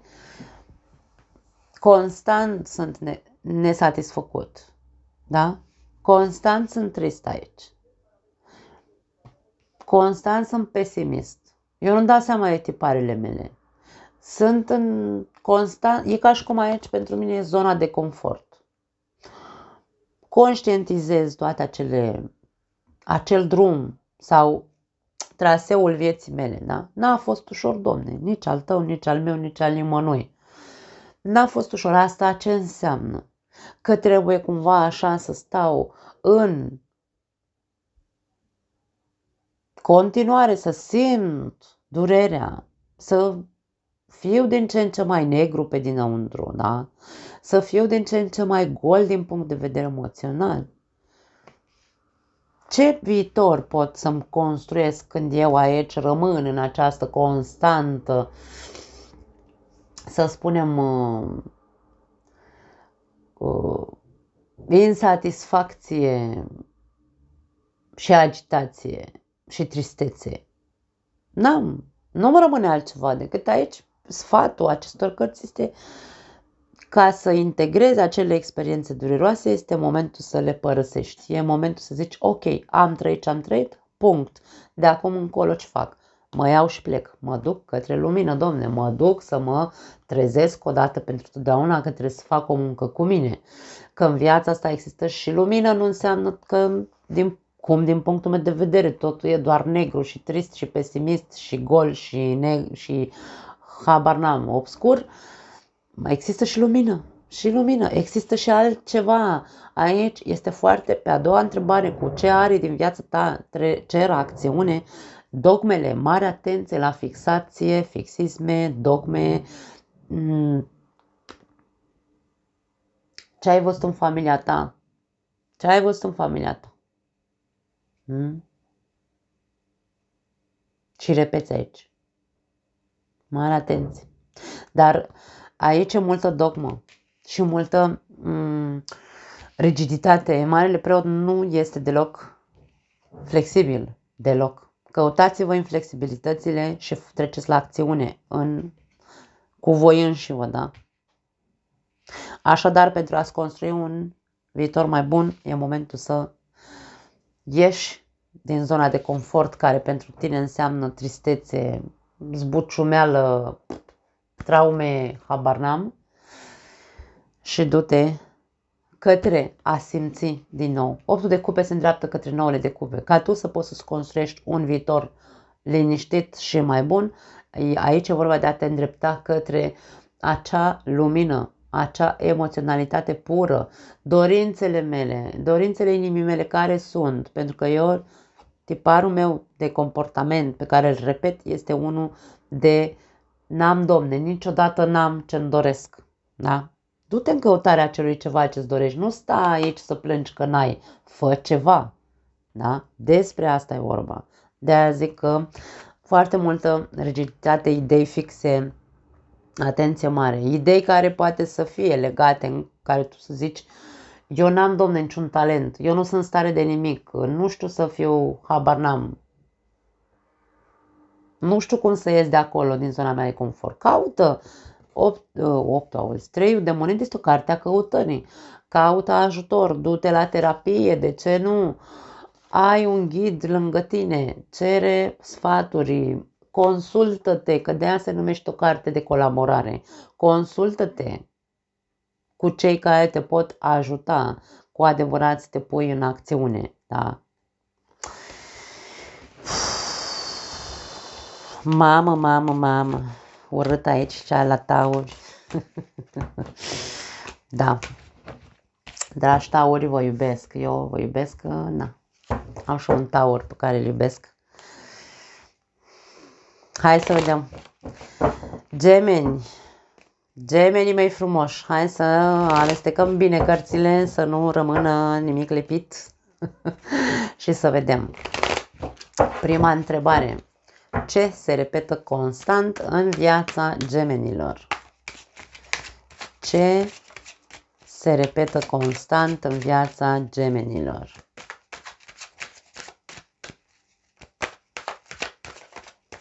Nu vrea să sară. Ok. 4 de monede. Și la voi e cu rigiditate. Scene de gelozie, poate fi zgârcenie, închidere emoțională, nu vorbesc despre ce se întâmplă în mine, nu vreau să vadă nimeni ce dețin eu. Un soi de secretism, dar nu neapărat secretism, ci avariție. Se repetă constant în viața gemenilor. Niciodată nu dau mai mult decât cred ei că trebuie să dea. Aici geamonul este zgârcit cu tot ce... Stați înainte să aruncați cu pietre, da? Gândiți-vă bine că aici e vorba despre o constanță în viața voastră, un tipar de comportament în care nu dai nimic. Dai așa, câte o picăturică. Aici ce se dă foarte tare este, sau ce se dă, ce se aspectează, să zicem așa, foarte tare este...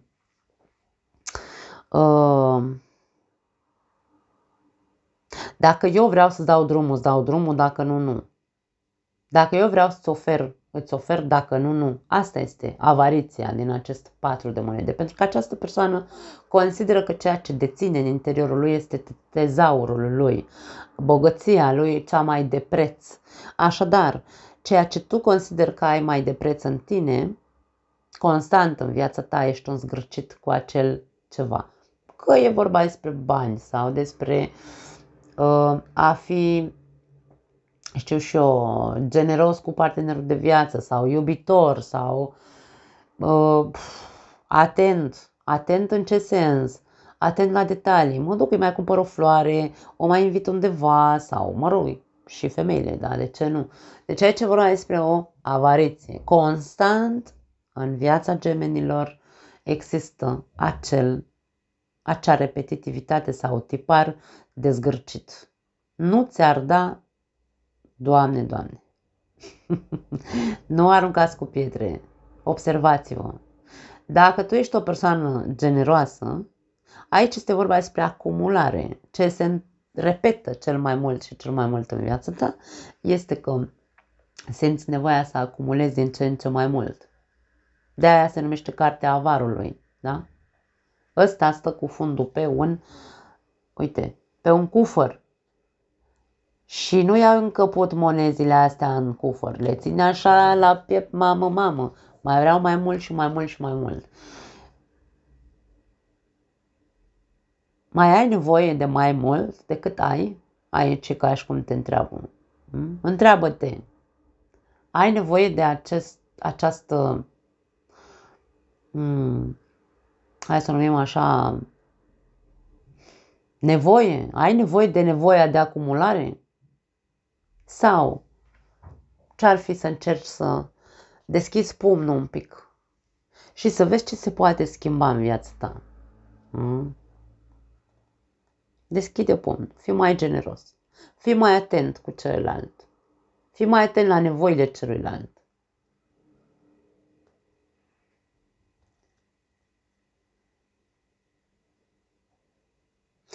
Poate fi faptul că tu nu vrei să împarți din ce ai, din bogăția ta, și nu mă refer doar din punct de vedere financiar, tu nu vrei să împarți din ceea ce crezi că este important pentru tine, pentru că pot fi pur și simplu sfaturi, da? Deci nu s-ar deschide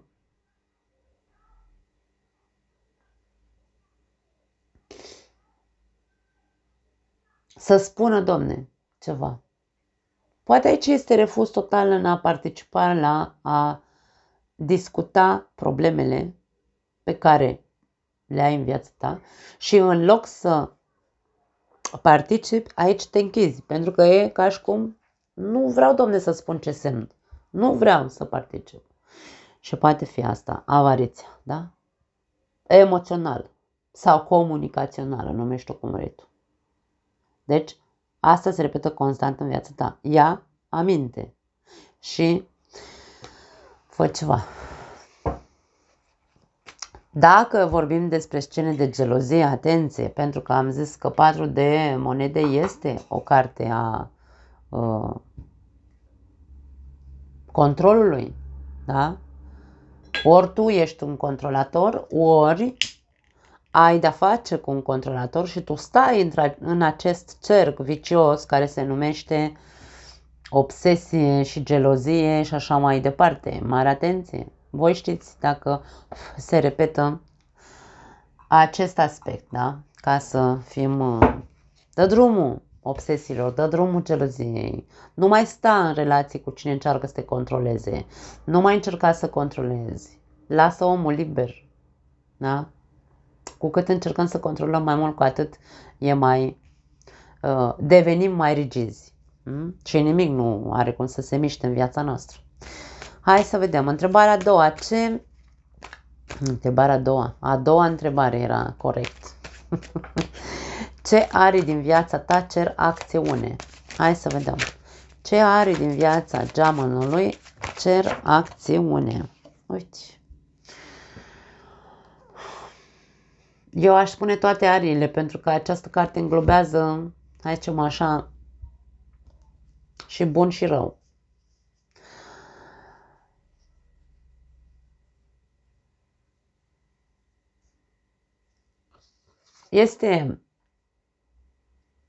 Roata norocului are un ciclu de 1 an de zile, să zicem așa. 1 an de zile are 12 luni. Zodiacul are 12 semne zodiacale. Roata zodiacală are 12 semne. De-aia simt aici că ce arii din viața ta cer acțiune. Toate ariile din viața ta îți cer mișcare, acțiune. Adică începând cu tine. Vorbim despre casa 1. Începând cu propria persoană. Încearcă să te readaptezi vieții, situației, reactualizează-te, nu mai fi aici încrucișat, să nu mai vrei tu să schimbi nimic și să fii rigid și zgârcit, să nu vrei să faci nimic. Da? Actualizează-te, încearcă să te readaptezi, casa 2, banii sau resursele tale. Nu mai fi cu fundul în multe luntre, centrează-te Roata norocului este un sus-jos, un du-te vină. Uite, așa suntem într-o continuă agitație. Când suntem într-o continuă agitație pe toate arile din viața noastră, ajungem să trăim într-un haos sau într-un cerc în care mă învârt de 2 ani de zile, domne, uite așa, sau de 1 an de zile într-o roată în care habar n-am ce vreau de la viața asta. Sau nu știu, mă las așa dus de destin să-mi aducă el ce-o fi, că eu nu mai vreau să mă mișc. Cam asta e cumva așa atitudinea. Atenție la aceste aspecte. Învață să te readaptezi, să te reactualizezi, E foarte ciudat să-i spun unui geamă, reactualizează-te. Geamă nu are de văzut cu învățatul, adică despre ce vorbim aici. Sau poate că te-ai tot învârtit 1 an de zile, ai tot învățat, dar nu faci nimic cu învățătura aia sau cu studiile alea, da? Deci aici vorbim despre, hai, pune-te în mișcare, ai nevoie să te pui în mișcare. Fă ceva cu tot ce ai acumulat, atenție mare, îmi vine un mesaj aici, cu tot ce ai acumulat în viața ta în ultimul an de zile, pe toate arile vieții. No. Este vorba despre o schimbare de atitudine pe care tu trebuie să o ai în fața acestei vieți, să începi să ai curajul să treci la acțiune, să nu te mai lași dus de viață sau de val. Cam asta simt să transmit aici la voi. Pe toate planurile, insist. Hai să vedem. A 3-a întrebare. Cum să integrezi experiențele dureroase pentru a-ți construi un viitor mai bun? Cum să integrezi experiențele dureroase pentru a-ți construi un viitor mai bun?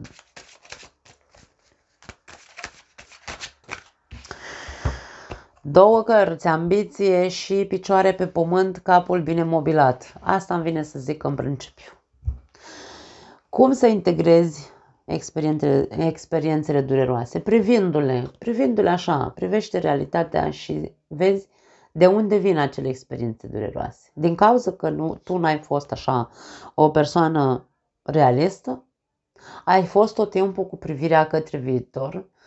În loc să fii realist sau să fii prezent în viața ta, ai fost tot timpul în viitor. Sau erai cu mintea, cu ochii către alte orizonturi. Niciodată nu ai, să zicem așa, ai prins rădăcini, îmi vine să zic undeva. Așadar, toate experiențele dureroase probabil că au venit în viața ta din cauza acestei carențe, să zicem, da.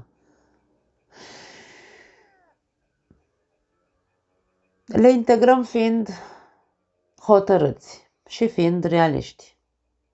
Și bineînțeles aici făcând un nou plan, o nouă strategie pentru noi. Ok, de acum înainte ce vreau? Vreau un alt viitor. Un viitor mai bun aveam aici scris în această întrebare. Ca eu să pot construi un viitor mai bun, nu-mi rămâne altceva decât ce am zis la început. Ori am capul bine mobilat, ideile foarte clare în mintea mea, încep să fiu generos, domne, nu mai stau așa zgârcit. Da. Insist, nu e vorba despre bani.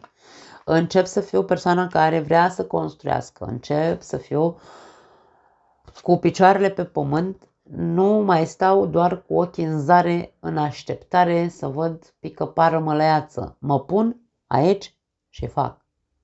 Concret. Da?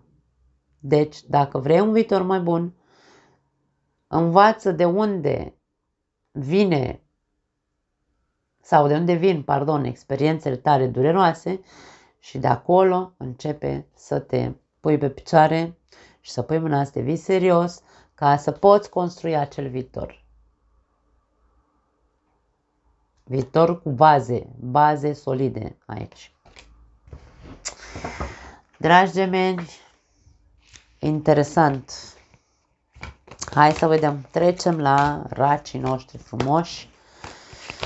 Să vedem, dragi raci, avem 3 întrebări. Întâi să amestecăm bine cărțile, să nu cumva să facem prostii pe aici.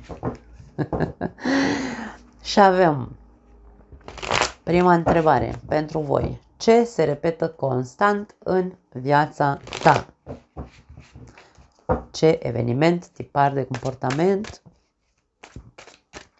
Ce se repetă constant în viața racilor? Sau cel puțin constant în ultimul an, da? Deci, dacă n-ați văzut introducerea, vă invit să vedeți.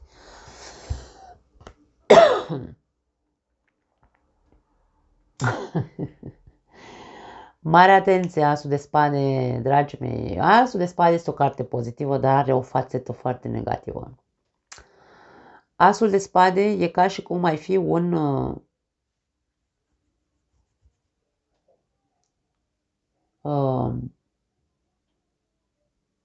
cum le zicea la ea? Cavalerii templieri. Ca un templier, cu spada în mână întotdeauna, domne. Eu sunt ăla care tai și spânzuri în viața mea. Eu sunt cel care are dreptate. Eu sunt cel care a fost uns aici cu acel, cum se numește,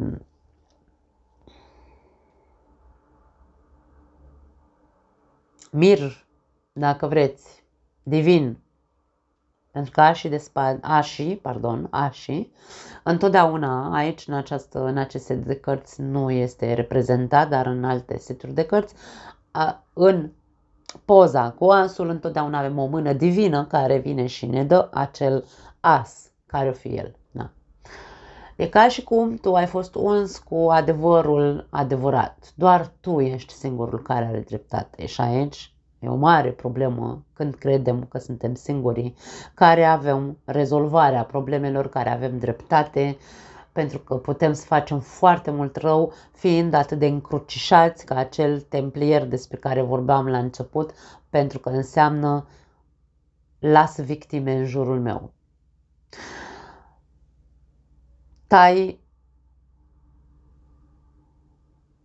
multe capete în jurul meu, care poate n-ar trebui să le tai. Aici e vorba despre nimeni nu deține adevărul suprem, nimeni nu are dreptate întotdeauna, trebuie să învățăm umilință, nu, cum se cheamă, să fim umili, să fim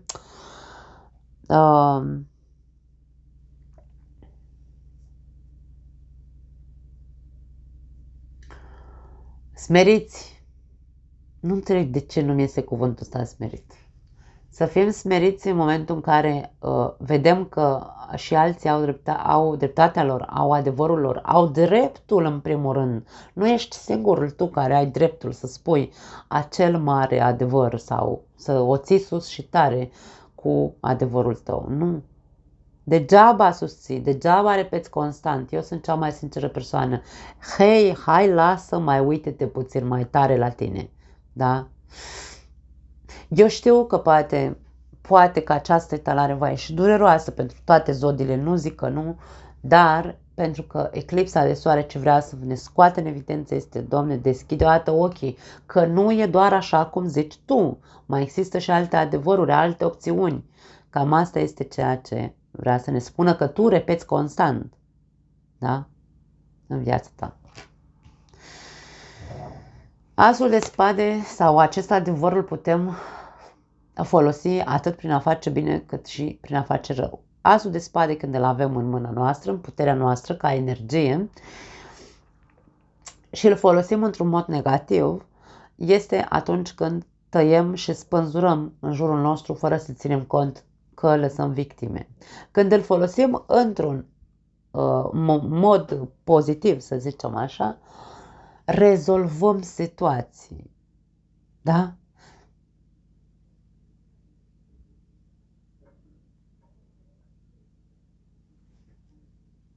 Găsim soluții.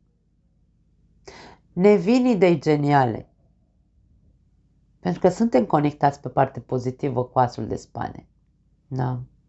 Așadar, ce repeți constant în viața ta?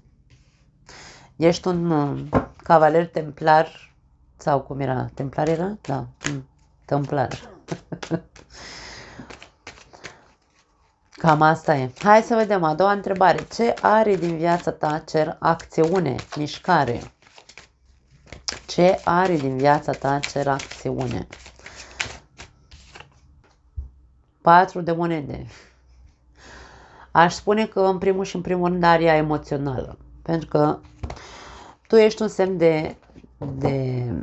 de apă, ești un semn emoțional, dar să nu uităm. L-ai pe Marte la tine în casă. Să nu uităm că racul sau crapul, mai repede spus, crabul, are o mare carapace. Foarte puternică. Racul este persoana care se protejează cel mai mult din punct de vedere emoțional. Aș spune că unde ți se cere acțiune sau unde ți se cere mișcare este pe partea emoțională. Deschide-te odată pentru totdeauna din punct de vedere emoțional, fără frică. Nu îți mai păstra atât de mult acel tezaur numit iubire sau inimă. Expune-l, deschide-te, lasă-te iubit. Dă-ți voie să simți că ești iubit. Pe de altă parte, pentru alții dintre voi sau pentru, poate rezonați și pe partea asta altă, o altă arie care cere mișcare în viața voastră este din punct de vedere financiar sau din punct de vedere al zonei de confort. Dacă tu până acum aici cu dreptatea ta, că tu știi cel mai bine cum se fac lucrurile, dacă tu ai rigiditatea asta în combinație în care zici, nu domne, lucrurile se fac cum zic eu pentru că așa trebuie, aici avem o mare problemă. Mișcă-ți fundul din loc, din zona de confort în care te-ai complăcut aici, că zici tu că doar tu trebuie să faci lucrurile așa, nu, doar ca tine să fac lucrurile, aici e vorba despre treci la acțiune. Ridică-te de pe tronul tău de justițiar, ridică-te din zona ta de confort, deschide pumnul și mai lasă, mai relaxează-te un pic ca să poți să ai beneficii. Aici tu n-ai beneficii din cauza faptului că nu vrei să se schimbe lucrurile față de cum le-ai făcut până acum. Da? Aici, rigiditate, gelozie, cum adică să aibă altul o idee mai bună ca mine? Nu, îi tai capul, domne, eu am cea mai bună idee. Aici, da? Despre asta vorbim. Sunt gelos, poate, pe altul sau sunt gelos, de ce nu, pe partenerul de viață. Cum adică să fie mai deștept ca mine partenerul de viață? Trebuie să-mi iau unul mai prost ca să mă simt eu bine. O altă metaforă pe care poate pentru unii dintre voi vă jignește. Nu e vorba despre a jigni, e vorba de a ne observa în ce arie din viața mea eu trebuie să trec la acțiune. Ieși din zona de confort. Deschide pumnul, deschide sufletul. Nu mai sta degeaba, ținând de ceva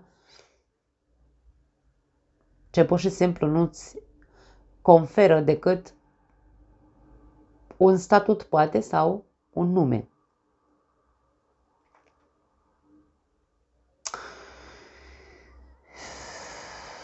Da. Pe plan financiar poate are legătură pentru unii dintre voi. Treci la acțiune, fă ceva din punct de vedere financiar. Dacă ai un proiect, încearcă să nu fie un proiect în care tu zici doar așa trebuie să fac lucrurile. Atenție! Din nou, aici foarte multă rigiditate. Îmi pare rău, dragi, voi știți. Pentru cei care vă regăsiți, dacă nu vă regăsiți, asta e, nicio problemă. Dar ceva trebuie pus în evidență în această perioadă. Mișcă-te. Mișcă-te și din punct de vedere financiar. Poate ești zgârcit. Nu vrei, domne, să cheltui atâția bani. Lasă că văd eu, mă descurc eu altfel. Și sunt zgârcit aici. Nu. Investește dacă într-adevăr ai un proiect. Dar, bineînțeles, aici trebuie să testezi piața. Nu trebuie să stai așa doar să zici, ok, gata, mă arunc, mă duc și fac. Nu. Asta te spate vine cu claritate. Dacă, bineînțeles, vei avea claritate mentală dacă ești deschis. Ok. A treia întrebare. Cum să integrezi experiențele dureroase pe care le-ai avut în viața ta pentru a-ți construi un viitor mai bun? Hai să vedem. Cum să integrezi experiențele dureroase pentru a construi un viitor mai bun? Împărat, uite rigiditatea. Deci aici avem, dragii mei. Dragii mei, ce facem aici? Aoleu, ce bătaie vă dau. Cum să integrezi experiențele dureroase? Păi, în primul rând, uitându-te un pic la tine așa, aici împăratul ăsta este foarte mândru și foarte orgolios de cine este, de cine a ajuns în momentul de față, e foarte mândru, e normal să fii mândri, mai ales când avem o poziție socială, este foarte ok, dar atenție că în momentul în care devenim așa aprigi și stricți și rigizi și nimeni nu mai mișcă în fața noastră, impunem foarte multe puncte de vedere. Tu cum vrei să integrezi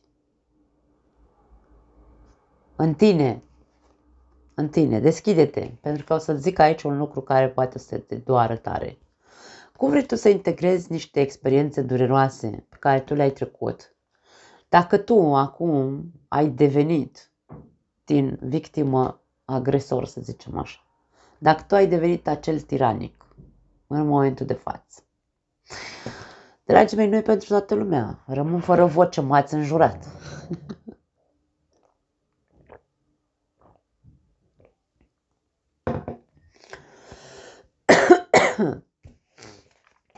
Deci,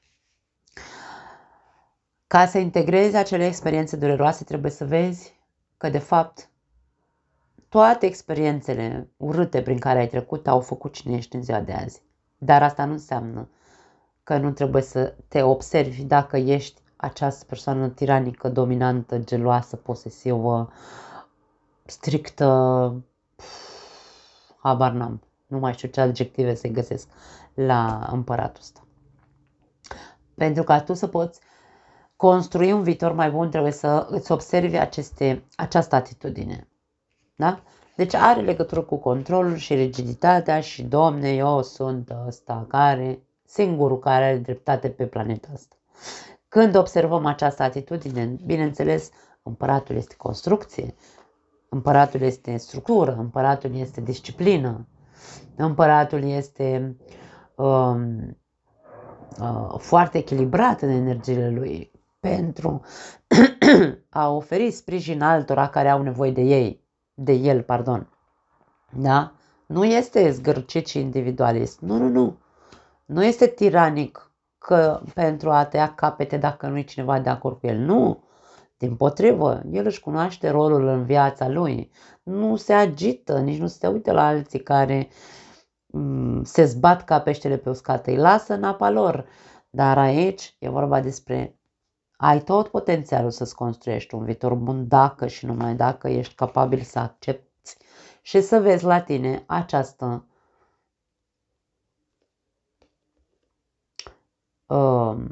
rigiditate și, de ce nu, această tiranie. Da? Ești foarte dominant și sperii. Împăratul poate speria foarte mult. Este o figură de autoritate care poate fi ca un general de armată, da? Te uiți nu la ăștia din ziua de azi, că în ziua de azi mai vedem general de armată are o față săracul și o atitudine că nu dai doi bani. Dar să ne gândim la acei împărați de pe vremuri, da? Cum arăta un împărat înainte? Nu știu. Ne uităm la filme în istorie, da? Aveau te căcaie pe tine de frică. Mă scuzați. Da?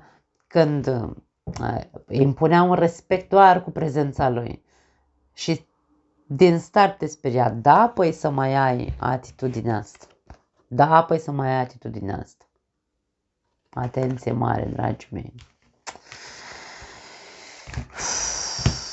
Vai, numai prostii am zis cu voi aici. Da, dragii mei, vă iubesc.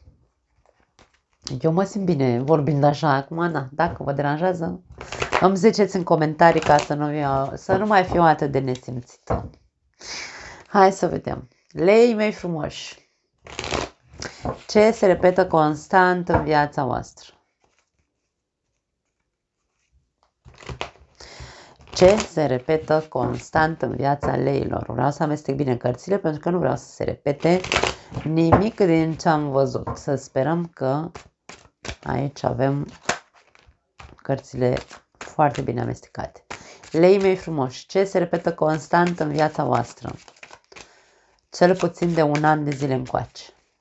Ce se repetă constant în viața leului? 2 cărți. 4 de spade și eremitul. O continuă izolare. Ai repetat prea mult acest ascetism în tine.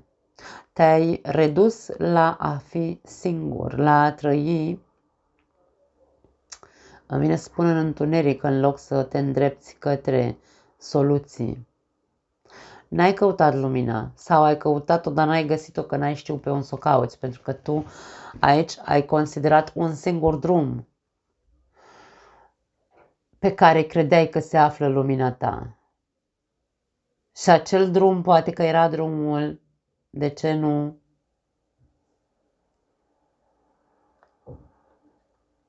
care trebuie meditat în momentul de față. Adică e ca și cum, domne, dacă eu în ultimul an de zile n-am făcut decât să caut o soluție, ca nebunul, dar doar, nu știu, vreau să ajung în Irlanda, dau un exemplu tâmpit, da? Vreau să ajung în Irlanda și mă duc, domne, nu iau avionul, mă duc așa, cu trenul, habar n-am, sau mă duc cu bicicleta, da? Și eu știu așa, în înțelepciunea mea, eu știu cam pe unde trebuie să o iau. Singur plec la drumul ăla. Dar bâșbâi. Pentru că eremitul nu acceptă alte variante. Bâșbâie într-un întuneric până când... Bâșbâie în întuneric pentru a găsi o lumină pe care o găsește, dar o găsește, Doamne știe când o va găsi. Vorbim despre persoane foarte inteligente și foarte înțelepte. Atenție mare, leii sunt persoane foarte înțelepte și inteligente, dar viziunea de tunel îi face să piardă energie, îi face să piardă timp, îi face să piardă alte drumuri și alte variante, alte opțiuni în viața lor. Pentru că preferă să considere că ei știu mai bine cum să facă sau cum să ajungă acolo, în Irlanda. Da? Cât de mult timp ai repetat această atitudine și comportament în viața ta?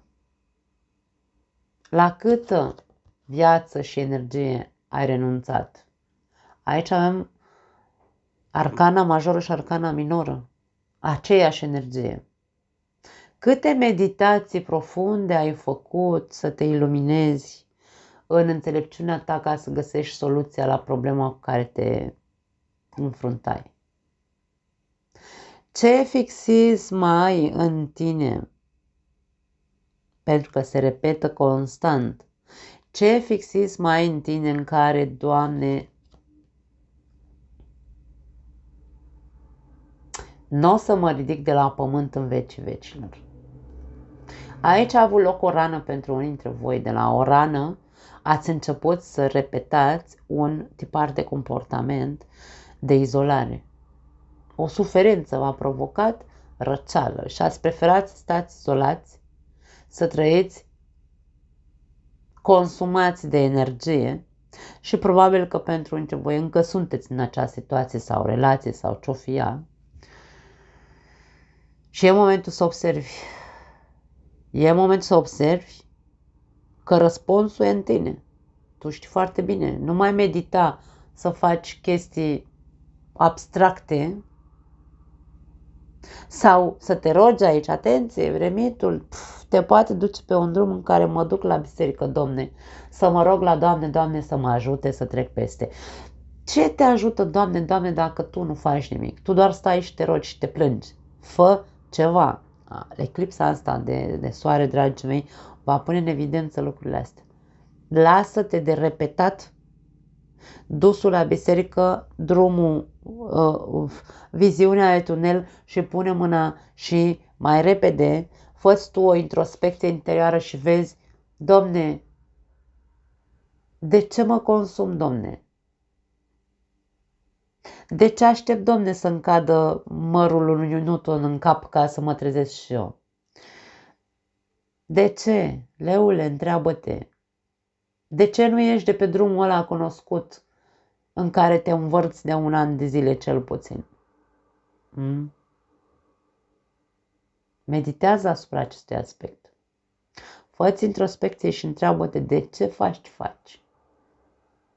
În ciuda rănii, e frica de abandon? Toți o avem. Toți o avem. Am zis, am explicat Chiron mai devreme în introducere.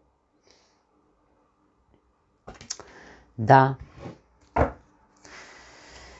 Ce arii din viața ta cer acțiune? Ce arii din viața leului cer acțiune? Da, 2 cărți și aici. Uite, nebunul și 9 de cupe. Ce mai vrei? Cred că știți deja ce înseamnă combinația asta.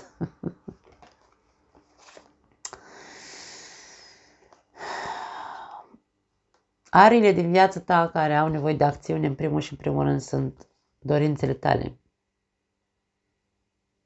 Deci tu nu te-ai mai băgat în seamă pe tine din punct de vedere emoțional, nu ți-ai mai ascultat nevoile emoționale și dorințele pentru că n-ai avut curaj. Ți-a lipsit curajul în totalitate. Da? E ca și cum ai lăsat în urma ta tot ce înseamnă. Nu că ai lăsat în urma ta, n-ai mai băgat în seamă, da? Nu mai am dorințe pe planeta asta pentru că prea mult negru a existat aici. Eu nu mai am, Domne, nicio dorință, nu mai vreau, nu mai îmi trebuie nimic.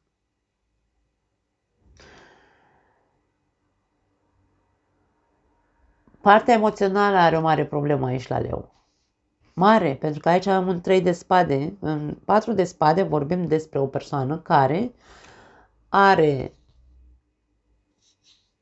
zace, practic, ăsta stă așa în poziție de loto în setul ăsta de cărți, dar în celelalte set de cărți zace la pământ, întins așa într-o criptă sau ca pe un fel de, să zicem, masă, pe care are 3 spade la nivelul corpului și o spadă sub el, sub acel coșciuc, sub acea masă, da? Asta ne arată faptul că este rănit sau trăiește într-o depresie, să zicem, își consumă toată energia din cauza unei răni căreia nu-i găsește, Domne, o soluție. Bâșbuie în întuneric și încearcă de foarte mult timp să caute o soluție, dar nu o găsește. Și prin faptul că repetă acest comportament nevrotic ascetic, când vine să spun, aici își ignoră partea emoțională, își ignoră autostima, adică e ca și cum nu mai e om, da? S-a făcut din om neom. Ce are din viața ta cer mișcare, acțiune? Tu să te pui pe picioare. Deci aici e vorba despre muncește cu autostima ta ca să te ridici de la pământ. Să ieși din întunericul și singurătatea în care te-ai băgat singur. Da? Aici e vorba acțiune, tată. Nebunul vine este cartea berbecului, luna plină este în berbec, acțiune care zice nu îți mai ignora propriile dorințe, nu te mai ignora pe tine ca persoană, nu mai ignora nevoile pe care le ai. Da? Pune-te în valoare, fii curajos, treci la acțiune ca să te pui în evidență, ca să reînvii, să fii cine erai, ești solar, tu ești o energie solară, leule, tu nu poți să trăiești aici ascetic. Am înnebunit cu capul, ce avem? Treziți-vă, dragii mei, ieșiți odată și puneți mâna și acționați către voi înși-vă, puneți-vă pe picioare. Nu pot să zic altceva. Cine nu se regăsește, nu se regăsește. Nu am mesaje pentru toată lumea, dragii mei. Ce să facem? Asta e. Cum să integrezi experiențele dureroase din viața ta pentru a-ți construi un viitor mai bun? Hai să vedem. 2 de bâte, ambiție, îți trebuie ambiție. Deci aici e vorba despre, doamne, noi știm foarte bine ce am trăit, ce traume avem aici, ce durere avem aici. Știm foarte bine și ce ne dorim să trăim. Lumină, iubire, valoare de sine, autostimă, respect și așa mai departe. Da? În ciuda a ceea ce s-a întâmplat în viața noastră și a tuturor durerilor pe care și traumelor pe care le-am trăit și dezamăgirilor și așa mai departe, cum le integrăm dacă noi nu facem acea introspecție? În primul și primul, introspecția trebuie făcută către tine, da? În interiorul tău. Și apoi pe parcursul sau pe parcursul vieții tale, de când ești tu pe planeta asta, cine ai ajuns, Domne? Pentru că eu aici te văd pe tine cu o atitudine. 2 de bâte este o carte a unei persoane înstărite. Aici nu din punct de vedere financiar doar. Vorbim despre o persoană care e pe picioarele ei. Da? În momentul în care tu te uiți în urma ta, de când te-ai născut și până în momentul acum, 17 octombrie 2024, cum a fost, Domne, traiectoria vieții tale? Cu bune, cu rele, ok, și ce fac cu durerea? Rămân așa, o las să mă consume? Sau, aici o carte de acțiune, sau fac planuri în care să zic, ok, m-am lăsat consumat, accept, m-am lăsat, m-am neglijat, m-am izolat, m-am plâns, m-am tăvălit. Gata, Domne, de acum înainte, ce fac? Îmi trebuie un pic de disciplină, îmi trebuie un pic de ambiție, ca să mă ridic și să-mi aduc aminte că eu cine am ajuns probabil, sunt ceea ce sunt din cauza durerilor sau a experiențelor neplăcute. Așadar, trebuie să le integrez. Îmi convine, nu-mi convine, eu aici trebuie să trec mai departe. Da. Trebuie să văd de drumul meu, de viața mea, de viitorul meu, să fie unul luminos. Da? Mă uit în zare și încep să fac planuri. Planuri pentru mine. Pot avea legătură cu plecarea, părăsirea sau plecarea peste ape. Acum poate fi o mutare în altă casă, în altă localitate, în altă țară și așa mai departe. Da? Poate fi. Așadar, ambiție, dragii mei, și multă evaluare a traiectoriei vieții voastre de când ați devenit ascetici. De atunci și până în momentul de față. De ce? Bun. Fecioarele mele frumoase, rămân fără voce încet. Să sperăm că nu, până la finalul acestei etalări. Să amestecăm bine cărțile. Hai să mai bem o guriță de apă.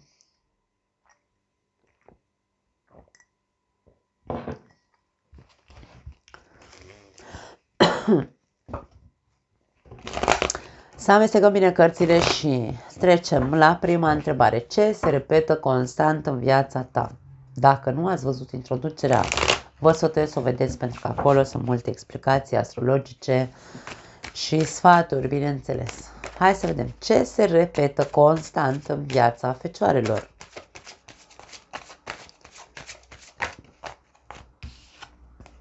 Ia uite și la voi, Nabelea. Am văzut cardul ăsta și la taur. Nu știu dacă aveți de-a face cu un taur sau dacă voi aveți ascendent, lună sau ceva. Trebuie să aveți în taur ceva, da? Așadar,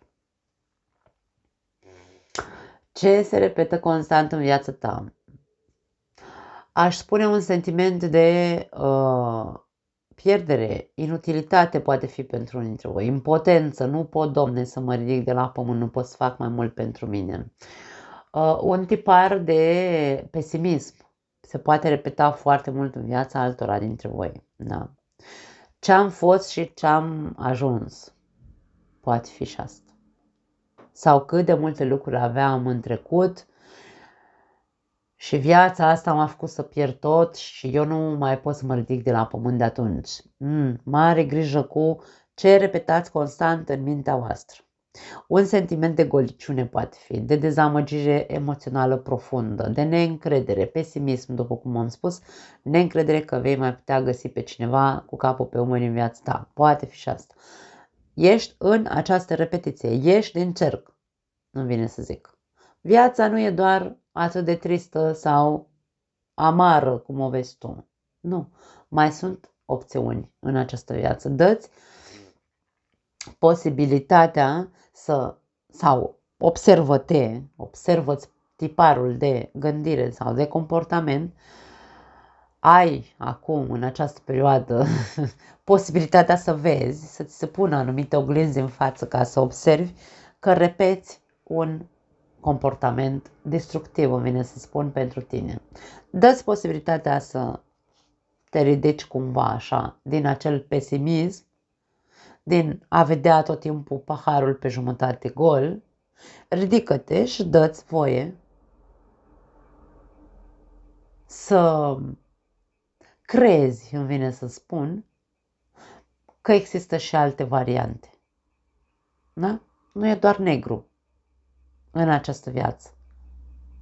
E și lumină. Acum e zi, mâine, diseară să faci noapte, mâine dimineață iar este soarele și așa mai departe. Suntem într-o constantă schimbare. Nu e doar negru. Dă-ți voie să te ridici de acolo.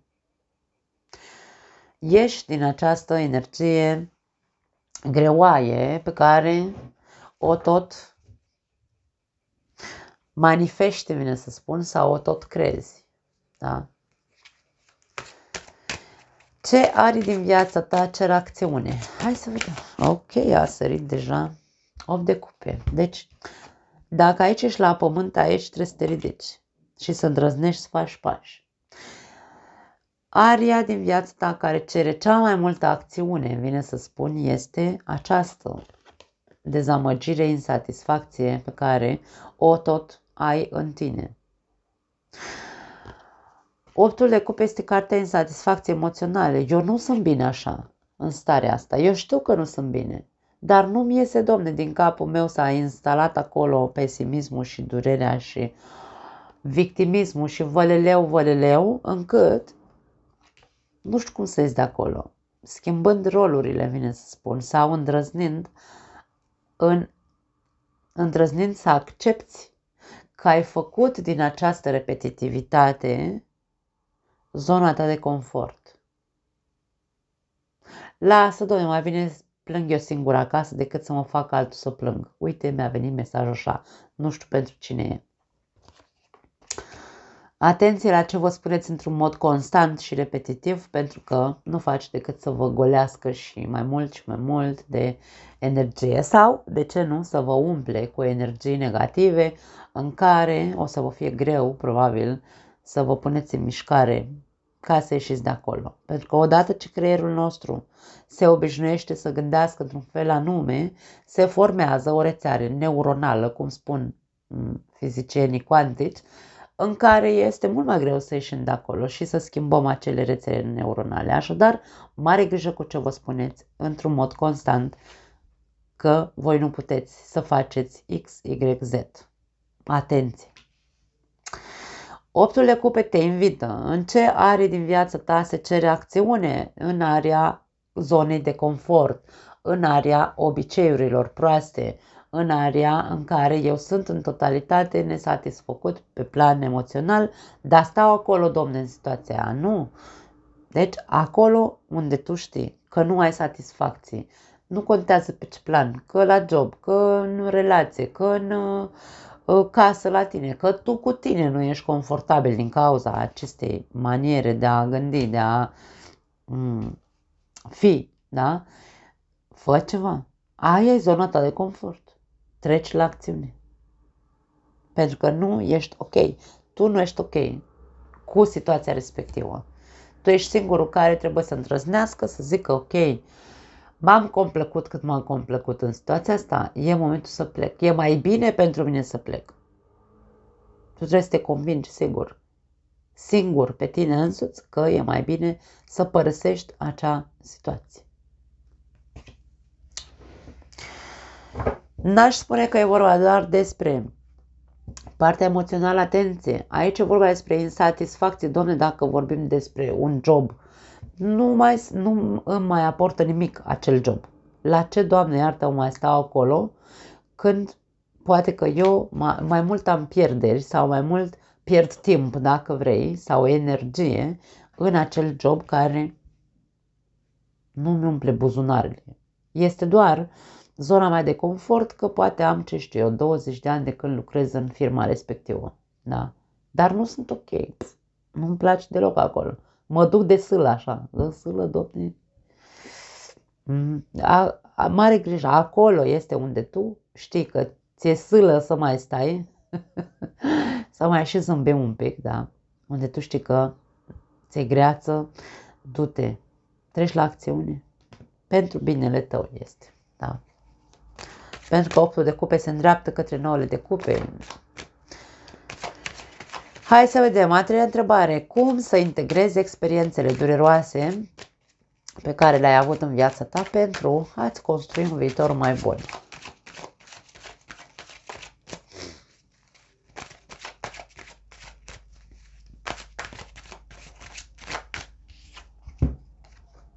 Temperanță.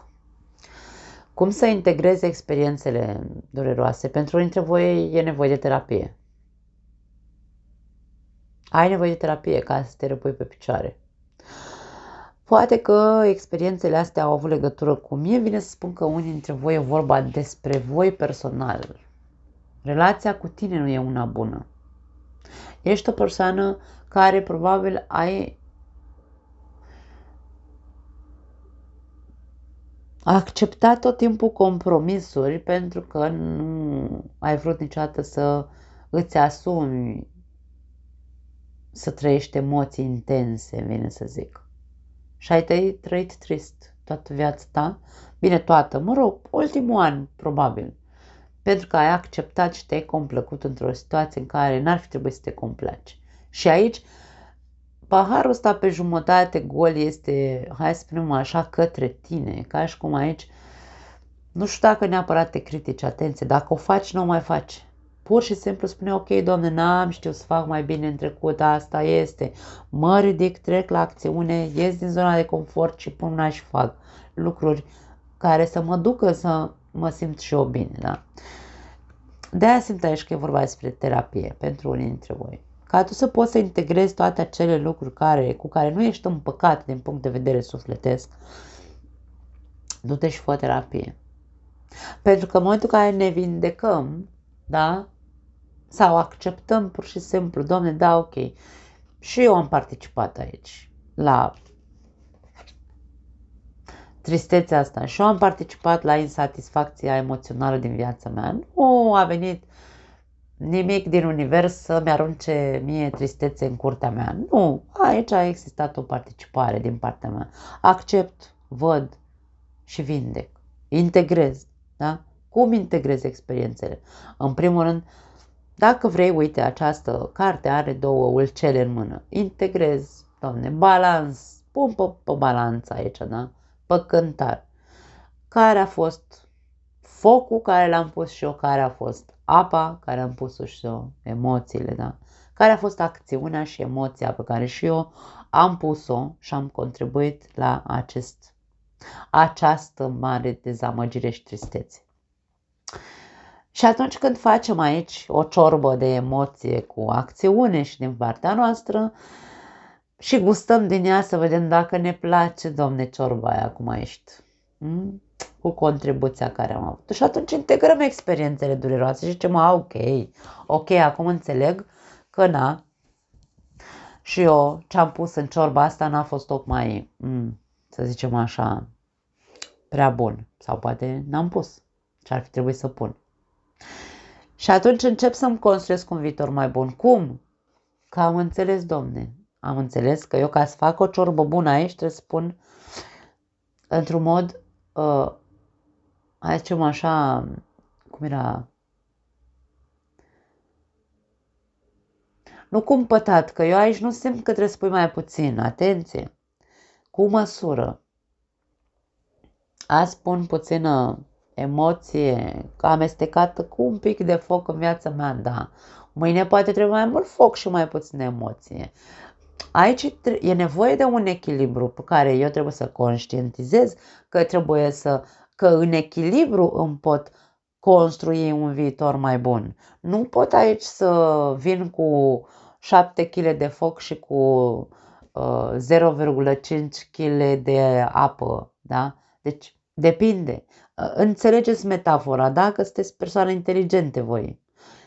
Atenție mare, pentru că te poți vindeca singur, te poți ridica singur de la pământ dacă tu vezi ce ciorbă ai făcut tu sau cum ai contribuit la ciorba asta. Asta care te doare încă și pe care o tot repeți. Da, vă iubesc. Trecem mai departe. Frumoasele mele balanțe. Ce faceți, dragii mei? Cum sunteți? Hai să vedem aici care-i treaba pe la voi. Ce se repetă constant în viața voastră? Cel puțin de un an de zile, da? Din 2023. Ce se repetă constant în viața balanțelor? Să amestecăm bine cărțile. Și hai să vedem ce se repetă constant în viața balanțelor.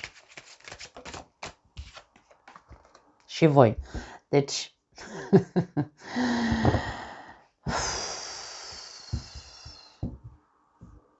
nu știu dacă ai legătură cu Taurul și cu Fecioara. Te invit să vezi și secțiunea lor. În descriere o să vă las minutul exact.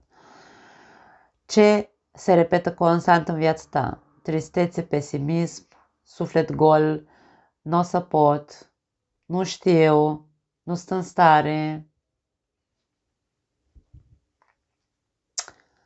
Acel sentiment de neputință sau de impotență, că nici nu știu cum e corect în românește, mi inventez cuvinte iară. Repet constant acea viziune de niciodată, nu niciodată, mereu sunt dezamăgit din punct de vedere emoțional. Mereu mă dezamăgesc ceilalți. Sigur mă dezamăgește și de data asta. Aici, la tine, constant în mintea ta există cuvântul dezamăgire. Niciodată nu o să fiu fericit. Pentru că cartea tristeții, 5 de cupe, da? Era mai bine în trecut decât acum. Ce tipare de genul ăsta repeți constant în mintea ta?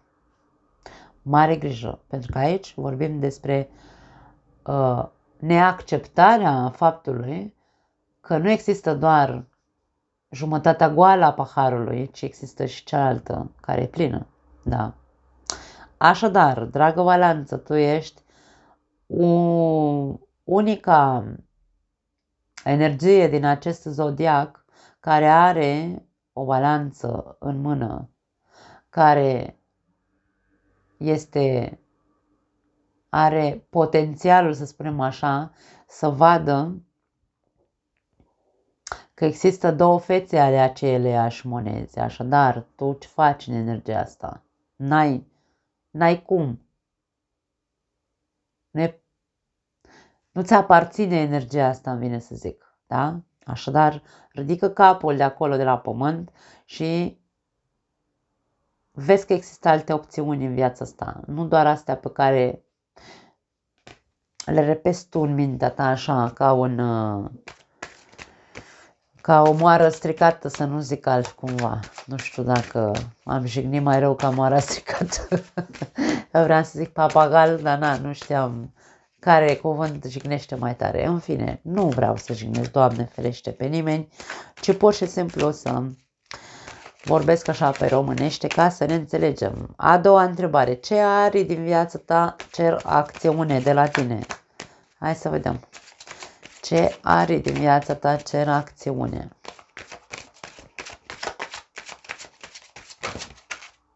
No, multe. Nu. Foarte multe au căzut. Ce arii din viața ta cer acțiune? Ok. Dacă aici avem pesimism, aici avem optimism. Dacă aici avem tristețe, aici avem fericire. Dacă aici avem inacțiune, da? Sau neacțiune, că stai așa degeaba și plângi după ce ai pierdut, aici e vorba despre acțiune. Dacă aici nu vreau să scap de trecutul ăla sau nu ies din trecutul ăla, stau doar cu gândul la ce bine era în trecut, aici este cartea în care mă eliberez de trecut. Deci, două fețe ale aceleiași monezi, cum vorbeam mai devreme, sau monede. Nu știu să vorbesc cu voi azi. Ce are din viața ta cer acțiune, mișcare? Eu aș spune că soarele poate îngloba toate ariile, dar nu vorbim aici despre o arie specifică, ci pur și simplu despre partea noastră solară. În momentul în care sufletul nostru este trist, nu mai e lumină, acolo e unde trebuie să punem becul, acolo e unde trebuie să începem să vedem ce trebuie să eliberăm. Cum trecem la acțiune? Aici, ca niște copii încrezători, de-aia este cartea optimistului, să zicem așa. Ca un copil încrezător, în acea arie a vieții mele în care eu simt că sunt la pământ, Domne, că nu pot și că nu sunt în stare și că nu merge și că nu o să fie și că nu, acolo e unde eu trebuie să pun focul de atenție sau focusul, da? Atenția mea să fie focusată pe a ilumina acea arie a vieții mele atât de mult încât eu, ca un copil care vrea să se elibereze și să se vindece de toate prostile și de toate rănile și de toate gândurile prăpăstioase, încep să mă deschid. Pentru că nu-mi rămâne altceva de făcut. Ori mor, ori trăiesc. Da? Cam asta e energia aici. Nu pot să zic altceva. Wow! Cum să integrezi experiențele dureroase pentru a-ți construi un viitor mai bun? Hai să vedem. Cum să integreze balanța experiențele dureroase pentru a-și construi un viitor mai bun? Învățând, înveți lecția odată, ai suferit-o, ai observat-o, ai eliberat-o, ai vindecat-o, ești optimist că se poate și cu lumină în viața noastră, nu doar cu întuneric, ai învățat lecția, Doamne, și ai încheiat capitolul, te-ai eliberat cu adevărat. În această viață, dragii mei, suntem un învățăcel, fiecare dintre noi suntem un elev în școala vieții noastre. În experiențele cu care vine această viață se află lecția pe care trebuie să o învățăm. Dacă stăm și doar ne plângem, dacă stăm și doar plângem după ce am avut și ce am pierdut și nu mai văd lumină în viața mea, n-am învățat nimic. Și atunci repetăm și repetăm până când, sau se repetă experiența în viața noastră până învățăm, până când o muri. Na, cam asta e. Deci, cum să integrezi experiențe dureroase învățând din ele? Învățând lecțiile, vei putea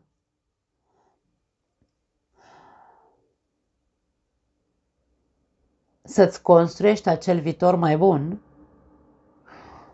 pregătit tot timpul, nu în gardă, atenție, ăsta stă foarte mult în gardă, dar nu e vorba de a fi în gardă, pregătit să înveți următoarea lecție, da? Pentru că în această viață nu venim cu o singură lecție de învățat. Avem de învățat lecții în relație cu părinții noștri.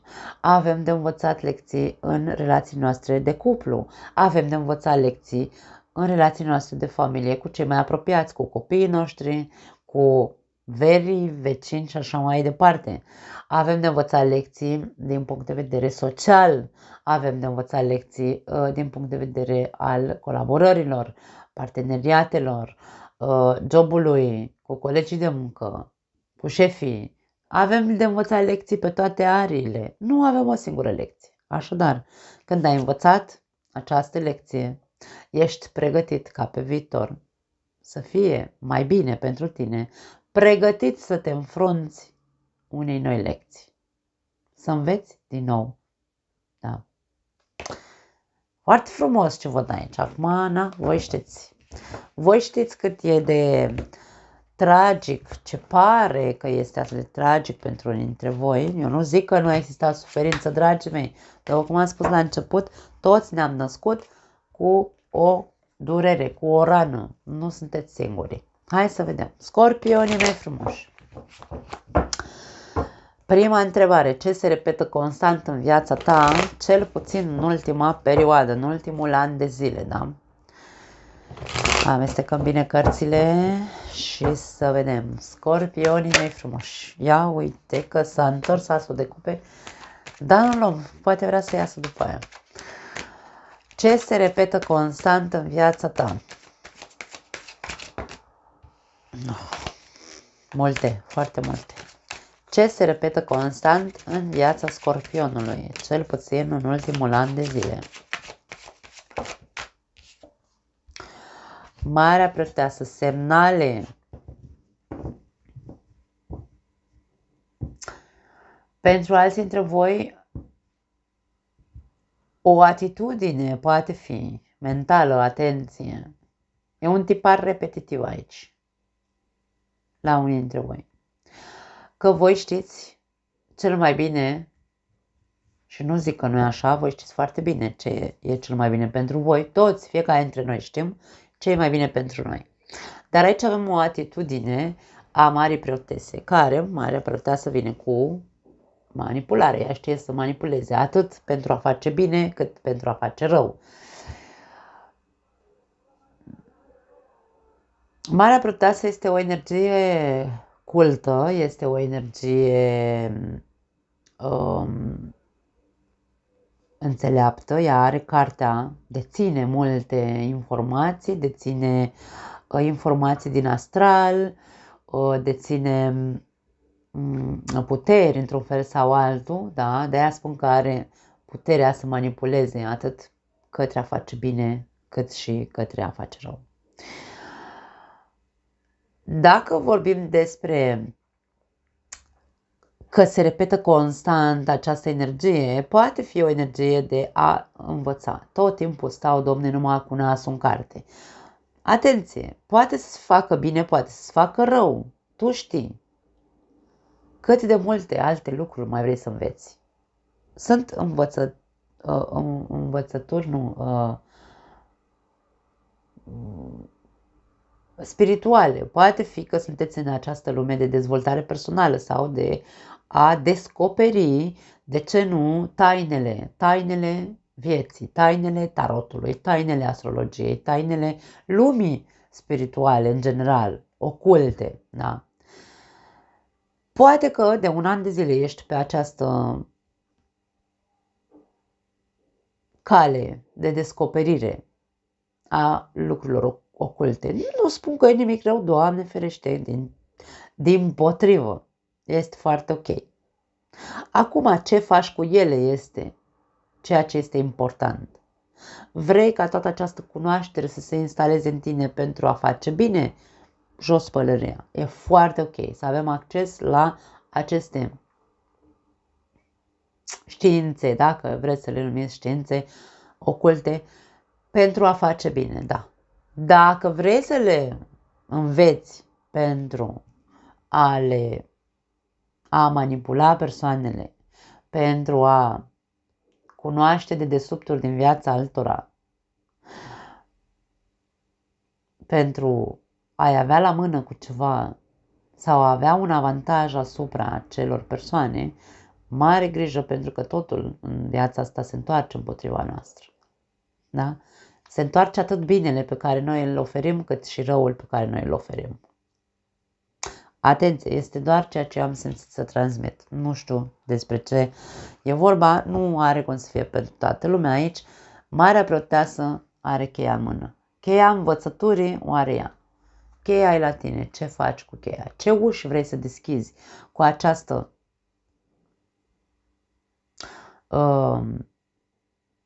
putere pe care o vei avea? Pentru că aici e multă putere în Marea Preoteasă, da? Puterea cunoașterii deschide multe uși, dar poate deschide ușa raiului, dar poate deschide și ușa iadului. Atenție în ce ușă bage acea cheie. Da? Mai departe, întrebarea cu numărul 2. Ce arii din viața ta cer acțiune? Ce arii din viața Scorpionului cer acțiune?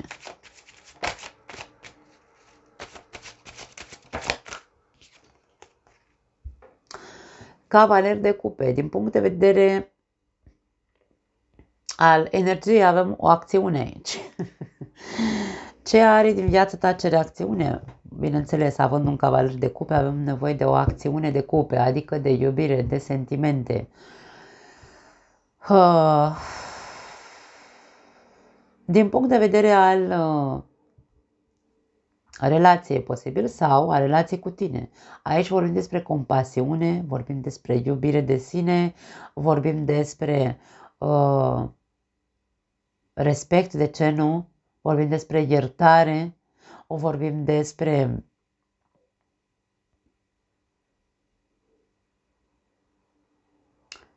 a fi iubitor, dar începând cu mine, nicio acțiune de iubire nu poate ajunge la altă persoană dacă nu este în primul și primul rând către mine, prima. Da? Deci aici, ce are din viața ta cer acțiune și mișcare, tot ce are legătură cu a face bine, tot ce are legătură cu a fi iertător, compasiv, toate ariile în care e nevoie ca tu să pui din partea ta suflet, empatie, iertare și cucerire. De ce nu? Poate aici se spune, du-te, Domne, și cucerește omul ăla pe care ți-l dorești de atâta timp. Da? Că tu poți fi așa o persoană înțeleaptă cât vrei tu să te consideri pe tine. Hai să dăm un exemplu. Ești îndrăgostit de cineva. Un exemplu tâmpit, da? Repeți constant în mintea ta sau în viața ta atitudinea de sfânt, pentru că aici avem figura Sfântului, pe când tu, acțiunea ta trebuie să fie una de du-te, Domne, și cucerește omul ăla, lasă tu aici că ești sfânt sau sfântă sau timidă, nu știu. Du-te și invită omul ăla, o acțiune reală, emoțională, da? Așa, ca să mă înțelegeți la ce se referă cavalerul ăsta de cupe, da?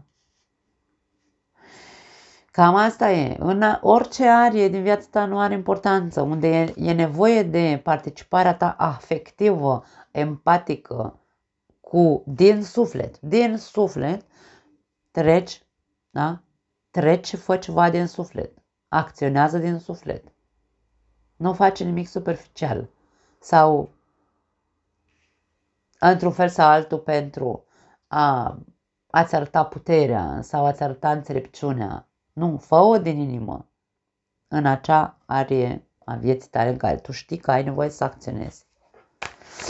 A treia întrebare, cum să integrezi experiențele dureroase prin care ai trecut pentru a construi un viitor mai bun? Doiul de monede, da, lasă odată cântăreala aia, că iară mă cert cu voi. Nu, mă cert singur aici, Dana.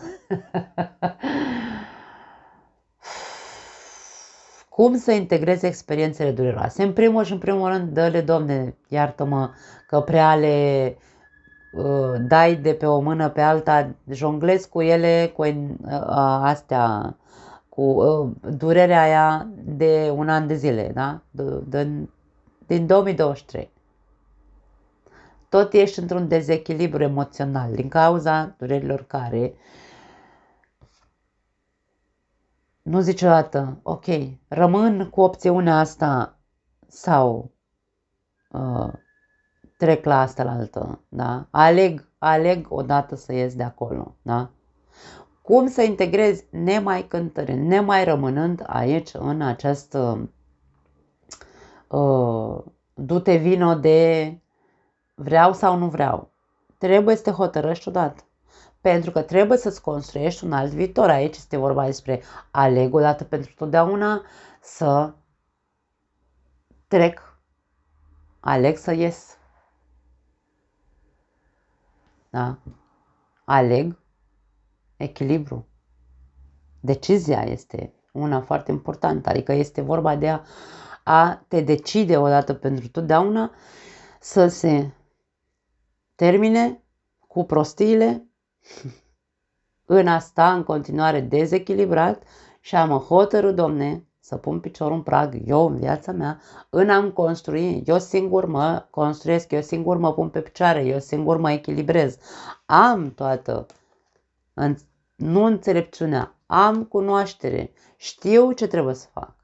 Ideea e să trec la acțiune, da? Cam asta e ce vrea să ne spună într-un mod, hai să zicem așa, să integrăm toate trei întrebările într-una singură, da? În ceea ce vă privește pe voi.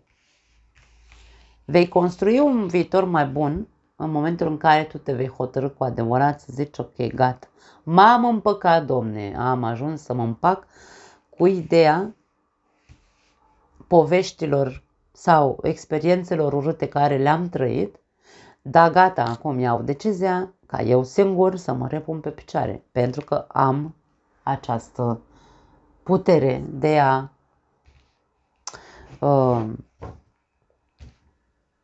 ști ce am de făcut. Da. Cam asta e ideea. Mă tot sună cineva și nu reușesc să... O să întrerup video, probabil.